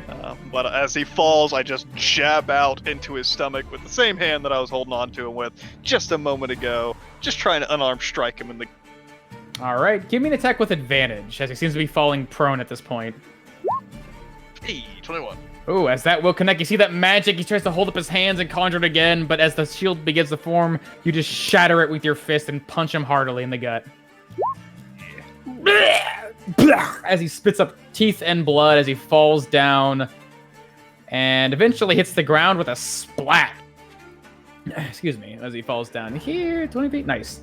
Taking two, oh, okay, that's funny. 2d6. Ooh! Cracking his head against the ground with a loud splat that seems to be both a combination of blood and green goo as he hits it and tries to pull himself up and seems to be sticking to his body. Ah! It's almost stuck to the ground now. As I am going to... Yeah, I'm just going to jump off the ledge myself, just driving down into him as just both feet put together, just stomping down onto his neck as I just fall like a spear down onto him, just trying to pin him down to the ground with both my feet. Give me an attack roll with advantage. 23. Ooh. Does that will connect? How do you want to kill him? As just feet both slam into his neck as it's all my weight put into this, as the wind seems to like pick up around my body and almost directs it down to this pinpoint position as I find myself unharmed, but my feet just completely collapses. As I walk over, pick up my staff up off the ground, as yeah, that'll be my... Nice. As watch down... this other creature flee from me. Watch down here. This creature finally pulls itself to the ground level just as you land, Persephone. It turns to face you. Out of my way! No!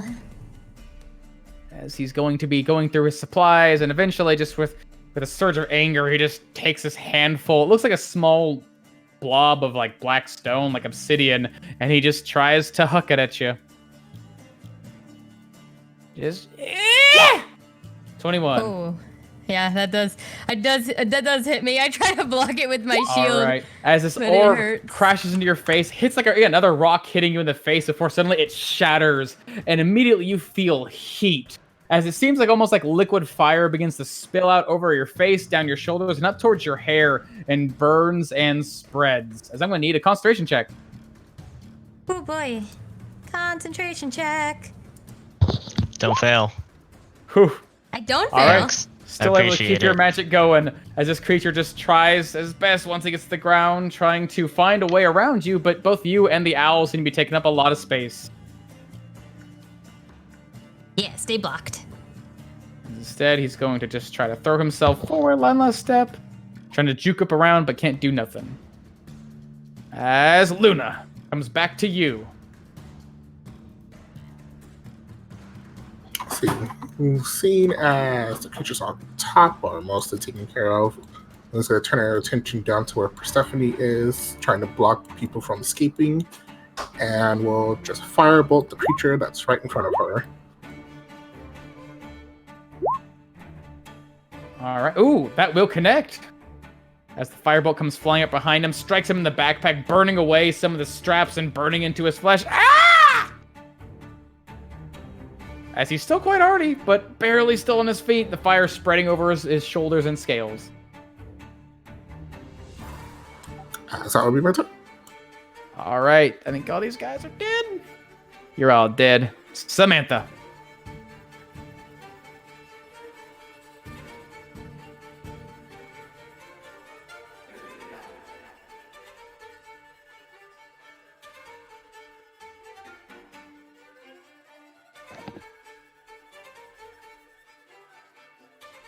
All right, give me those attack rolls. Get away. Ooh, both those will connect. How do you want to kill them?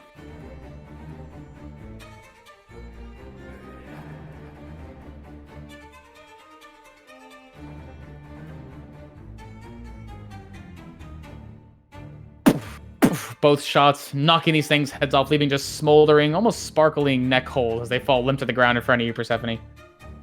Oh, I think all that's left. Anything else you want to do?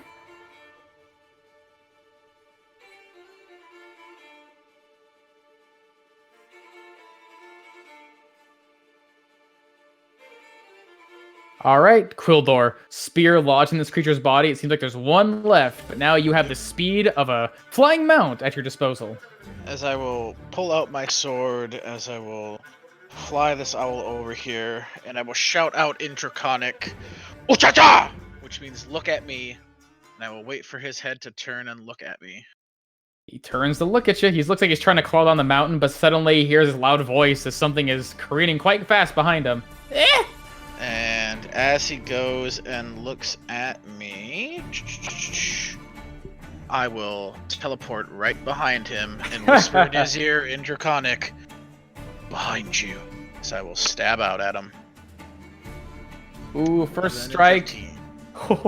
All right. As the first strike, he hears the sudden. Simply, this creature is quite fearful, sees you vanish from this thing, and immediately turns his head behind. And the turning of his head causes your sword to go wide. And his sword comes up from behind the second side. His hand reaches up to stop you, and you can see magic forming. And then, right before the blade hits what seems to be the shield, the magic just seems to fade away as he is all out of spell slots for shield. As how do you want to kill this thing? As he's starting to turn, as I just get the turn and the blade at the same time, as his head just continues to turn. As it's turning, it just goes 360 because his head is no longer on his shoulders, as the head just spins around and around all the way down the mountain as it falls. Give yourself some demon inspiration for that shit. Ayo. As this thing's head spins and spins and falls, as the rest of its body begins to descend down the mountain, you can see that this battlefield, at least what seems like it was a battlefield moments ago, now becomes something calm. As many torn and broken bodies line these steps. Some of you now missing some of your owl companions, but most of them still staying intact.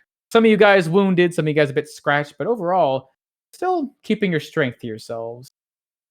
Seems like the battle has finally ended. Start climbing up to the top here. I want it to be Stephanie known puts that The fire on her head. John Just Nothing personnel kidded that kobold. I know. I'm Oh, yeah. surprised nobody said it. Oh, I was letting him have the moment, What? but he's a dirty anime boy. It was, and he it was knows good. that. It was good. It was good. It was good. Dirty anime boy. He said his own personal thing. You did good, John.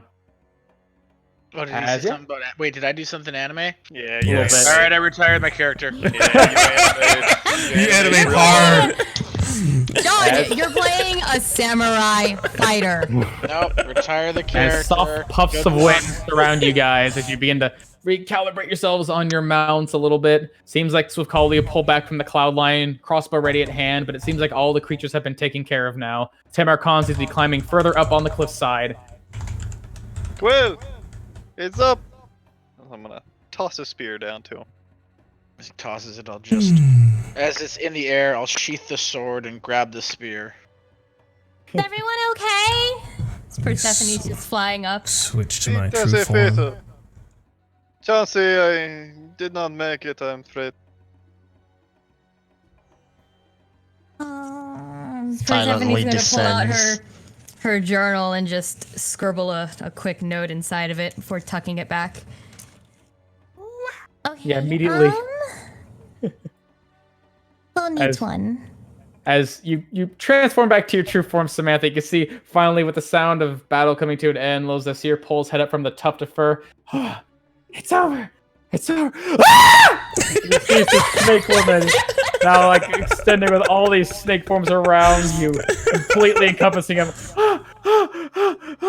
Yeah, I never changed back to my disguised form. You only put my disguised form token on, so I didn't change it because I was in initiative. But yeah, I just have one arm going over like his right shoulder down to his left side, just keeping him close and on the owl. See, I told you, we are quite powerful, and you will live because you serve the right majesty. You are very strong. Hopefully strong enough. It's more than hope. It's proper planning. Is there enough room for a second person on my owl? Can Tamar Khan It's hop on? Is it too heavy? what's your weight, Tamar Khan? I don't weigh that much. I'm a pretty lanky dude. I think altogether I'm like right under 200 pounds. Yeah, let's see. Hers is at 145 and Well, with your equipment too. just under 200 pounds. Yeah. 90 plus your weight, which is you would be just over 200. Together, you think these Oh, owls would have a shit. time struggling together, trying to get up Understand. together. I only weigh 145. Yeah, but with your gear too. Yeah, I'm just under 200 pounds. And Persephone is like 145, 210 in total. Yeah. I was gonna say 110 pounds worth of stuff on. You. Yeah. You need to get a bag of holding, sweetie. Yeah. Right. We try, but they're so rare in this world. Yeah, you Well, got I 50 travel pounds. real- Yeah, again, so like you're like 190 in total. Persephone's like 210 in total. So together it's about Ah. 400. Yeah, just barely too much. I could With- probably. There is not much more to go. I can simply travel along the road here. It is road enough for me. I've done it Tamarkan once did before. seem quick on his feet, a lot like Javen. I'm sure he'd probably be able to keep up, even. Look, no mountain pass Okay. will stop me. Okay. I will not if you be can quite keep as up with me. fast. I am not a bird in the sky, but I mean, you I could, will not. you could probably just hop on mine, I think. Oh, Because I have all my stuff in my bag of holding, unlike Persephone. Okay, you'd probably be fine. if you would oblige me, I would. I would certainly enjoy it. Thank. All right. Anything you guys want to do? You're just gonna climb up, fly up. Yeah, how much further is this? Was this the actual like nest thing we were looking to clear out? No. We have not reached the nest path, but we saw it from the air. The sulfur pools. We're probably not far. We actually need to start looking for a place to and Land? hold up for the night. Yeah. So we'll clear out the nest tomorrow then. I believe while that he's was away. the plan, yes? Yes. All right. Unless we want to do it first, I think the only worry thought is that if he was- flies up and sees the nest, destroyed. He may be on, Well, I bumped- thought that was the plan. He leaves, we clear out the nest, he comes back, assumes the kobolds are sleeping in the little holes, and doesn't think anything the wiser, and then we attack him in the morning after a good night's sleep. I completely agree. I don't know if we'll be able to fit in 2 long rests because that'll be within 24 hours, but Probably not. So shall we continue onward, but be on the lookout for a place to hide? Maybe your friend knows a place to get us out of this, somewhere where patrols may not be going. Sazia, do you know where your former allies, now enemies, stay away from? Patrols only tend to go through the tunnels or the steps. Anywhere outside of that is sometimes too far from Obsidious's presence. It's not very safe. Sometimes you'll find big birds, desperate for prey, come down from the sky. The outskirts of the mountain's mouth, they do not check too often. The closer you get, the more you'll find are tunnels. We need to find a place with a good vantage point of the top of the mountain. Not looking down upon it, but we need to be able to see when the dragon leaves.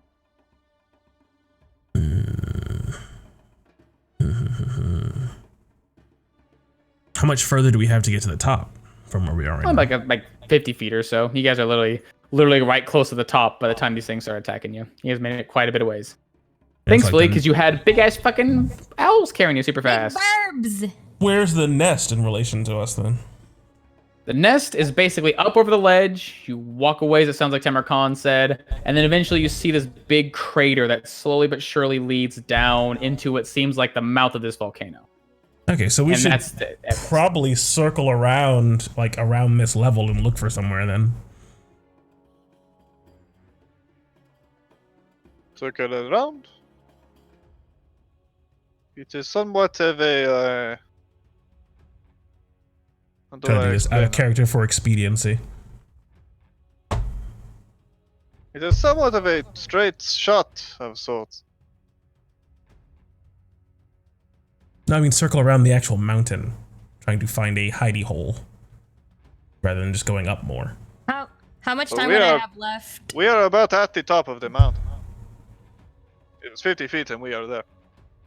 I'm saying like this way, to the left and the right. You want Oh. to circle a mountain. Circle around it. Trying to find somewhere off the stair path that we can tuck away in. If they stick to the stairs and the tunnels, then we're trying to avoid them. Go away from this. Yeah, I'm trying to go like, yeah, like that exactly around. Not that low, but like somewhere trying to find a place. I'm using my mouse, so this is what you get. Anyway. Look, as long as we can see the top of the mountain, so we know when the creature leaves. How long have we been flying for? Because this About is on a 20 1 hour minutes, plus timer. about a minute or so. Okay. And as you're talking, it's going longer, yeah. Okay, About well, we 25 better total. work fast because I'm not going to have much more than half an hour before the birds are just going to go. So we circle. Find a place that we can either see over the mountain or hole throughout. All right, Persephone is going to start taking lead towards the top of the mountain, as planned. So if the mountain is like... Why are you going up further up if we're going around? I thought that was the plan. We go top and then around. Whatever No, the plan that- is, Persephone's leading. That doesn't. Well, that's silly We're then. going If you back don't and know. forth. So Oh, like, I'm sure that's sort of what the Persephone mountain can looks figure it like. out. Where like the steps lead up to the top of it, and then it sort of dips down into the hole. You got like the nest here. You got like the sulfur shit here. and then you got like the actual dragon thing here. Not exactly. It slopes not like that, but we need to find a spot that we're like on the ridge line here, or else we won't be able to see onto it. If we park ourselves on the side of the mountain, we won't be able to see shit. Right, so we do want to go up. I don't know if we're gonna find a place to hide on the top of the mountain, but sure. Okay. Because like you're fucking Just find little hide another holes. boule and get them to carve a hole for us. The little things you and whatchamacallit tucked into are like absolutely tiny and not useful for having like a long rest in. Didn't it? But it's about perspective. If we are on like that ledge and we are on the outside of the ledge and a dragon leaves, dragon doesn't see us. Yeah, if we're on the side of the mountain, the dragon doesn't see us. I mean, I don't know, we're pretty close. Doesn't he make like a lot of noise when he leaves and shit? Don't you hear him like climbing up the fucking mountain and shit? Definitely seemed like you guys were pretty obvious that he would leave his mountain. You could see the clouds go dark when you guys were on the ground level of Mobia. No. Yeah, and I don't fucking sleep, There's my front I'm view not- of it. like even with negative perception, I feel like I can see the entire sky go dark and there'd be no more moon or stars all around us and hear the big beat of wings. The motherfucker like announces his presence just by flying. So let's find a place on the side where he shouldn't even be looking So for we any fly reasonable reason. around this side, and we find a hole on the side of the mountain. Exactly. All right. There we go. Persephone the whole time, like as we were like debating, was like flying in a direction, then changing direction, and now we have a direction, so now she goes. All right. You guys are heading, I'm assuming, I guess direction-wise, a little east along the mountains. Rather than going straight up towards the steps themselves, seems like you guys are going to spend some time instead. Going to be venturing around, trying to find a nice little lip. Persephone's leading, you said? Yeah, she's the sharpest Well, she eye, was- so it makes sense. Yeah. Sure. Give me a survival check. As you are looking for natural landmarks and something that's not just, hey, that's an outcropping. It's more like, hey, that's suitable for survival. Certainly be doing the same. There you go. And give her some either advantage or you roll with advantage. Either way. I got that expertise purse. Let me get. I'm not rolling again. You want to roll again? You Oh, got it. you got already it. rolled balls. Oh, yeah. I I'll already roll with rolled. advantage then. Hey. All right, 24. Yeah, again, this edge is pretty barren, and it seems like this mountain, as you guys get close to the edge, just going up over the edge just ever so slightly, maybe just to see the end point of what you guys have been climbing for this whole time. You can see, yeah, it seems like a nice, almost flat summit until you get like maybe like 100, 200 feet so closer to the center, and then it begins to dip down to this deep, slowly steeping crater that, you know, eventually at its core is likely going to be a volcano. And you dip back down, looking around the edge, Persephone. Again, you haven't seen too much game up here that will make you look for a nest, but eventually, maybe about 10 minutes or so of flying at a considerable but still somewhat stealthy speed. Maybe about like 10 minutes or so. Get to the more, I guess in this place rather, eastern side of this summit. You could find there's something of like a broken indentation, like almost like a crevice broken into the mountain itself. And inside, as you fly sort of close, you can see maybe like strewn bits of hay and sticks and maybe some small trees that have been maybe ripped out of the desert ground at some point. Maybe this was or is some sort of nest, but it's large enough for you to both fit your bird and you in. And the ground sort of slopes down into like a point, but there are some sort of level flat areas, maybe about 20 feet deep, which is only as much as this nest seems to give you, but it's the closest thing to like a comfortable outcropping for all of your, shelter, almost like a cave of sorts for your allies. Okay, this seems to be it. Let's go as I order the owl so we can just start descending. Okay. From where this is there any way for us to get back besides owling us back? It definitely seems like you have to be climbing up so that you're no longer next to the steps. You'd be like along the side of the face, which will probably be some difficulty climbing. If you did want to climb, you either need the owls again or you need to just hard hand over foot climb up the steep way. But again, you're only like maybe 100 or so feet below the edge, unless you want to get right next to the edge. But this is where this area is sort of located. Okay. If you're willing to climb 100 feet. Gotcha. Are we? Now, I will say, refill up your 100 stone. feet, pretty fine. Looking down, though, no steps below you, just some hard, steep falls.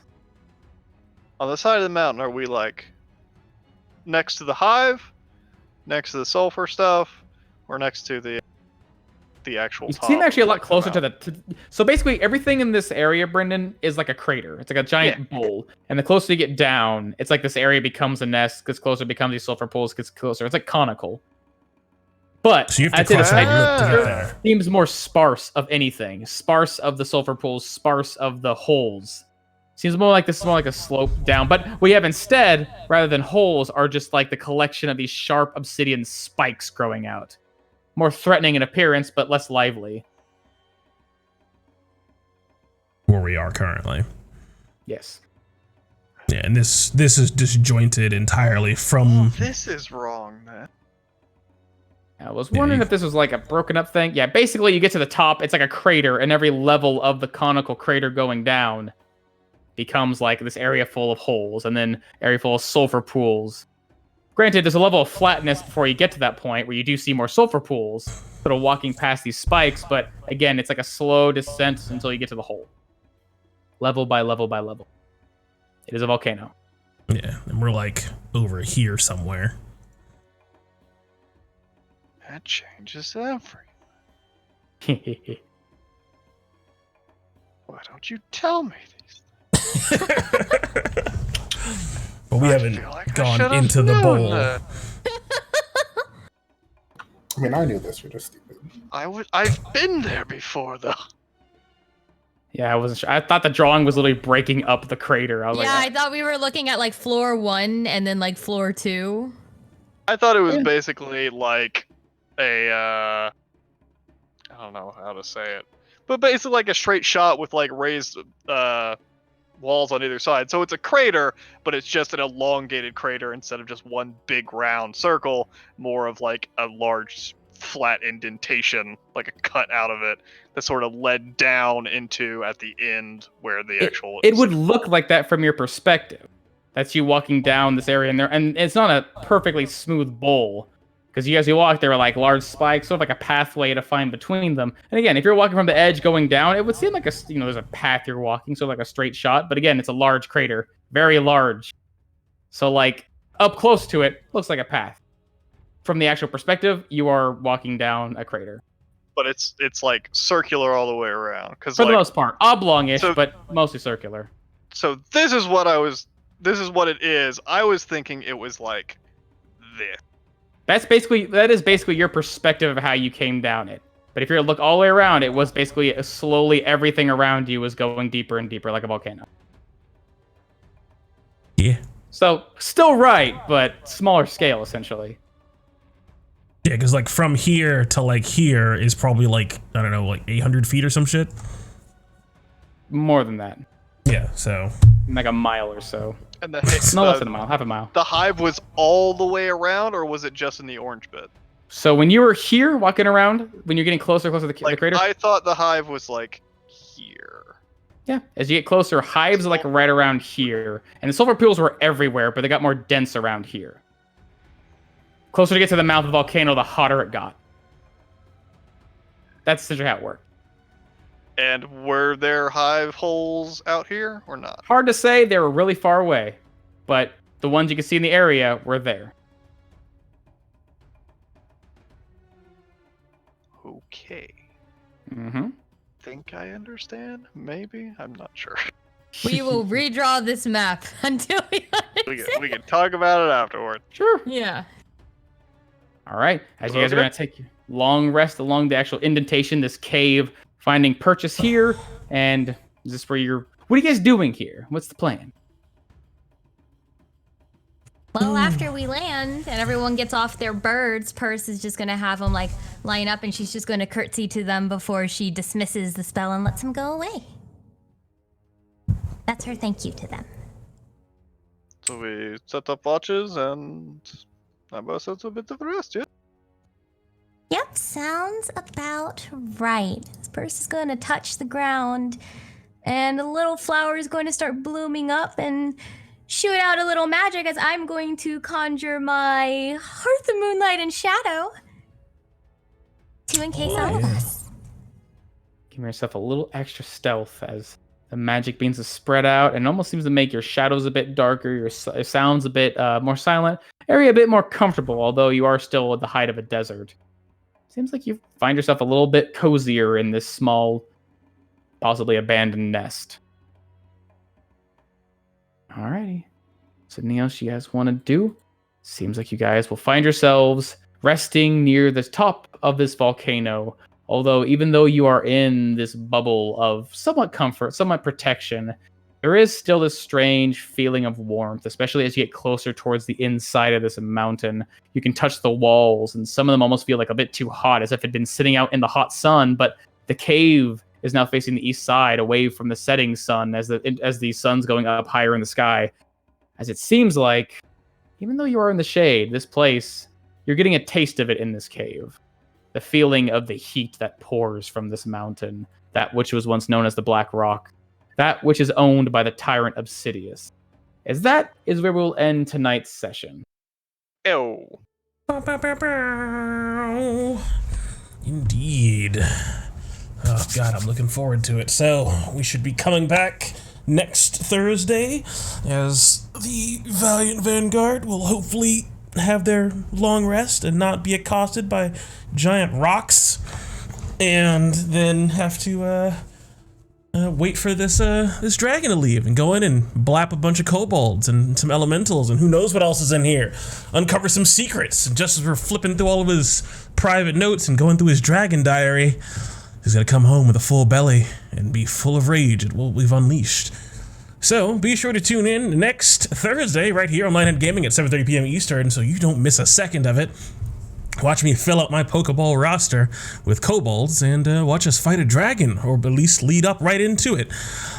So be here for that. We are also going to continue on with Heroes of Thylia this Sunday, 5 p.m. Eastern, as the Oracles Chosen have received their prophecies and had a bit of a ominous night. A little bit of discussion between Nyx and Emphyria, and quite a disturbing nightmare. So now they have to wake up the next day and perhaps set out from there, from the Oracle to Astoria, and who knows what lies in wait for them there. A father never met, a sacrifice or two that may need to be made.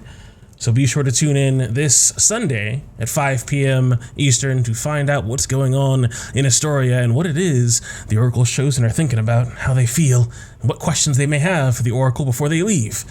And then we get to come right on back next Tuesday at 7:30 p.m. Eastern for Kingdoms of the South, as the Apex Alliance have been executing Lucas's plan to near perfect effect with outstanding results in 2 different battles, and now the cavalry of Ultgart has arrived, trampling down on the enemy forces and ready to aid in breaking the siege of Hardbuckle.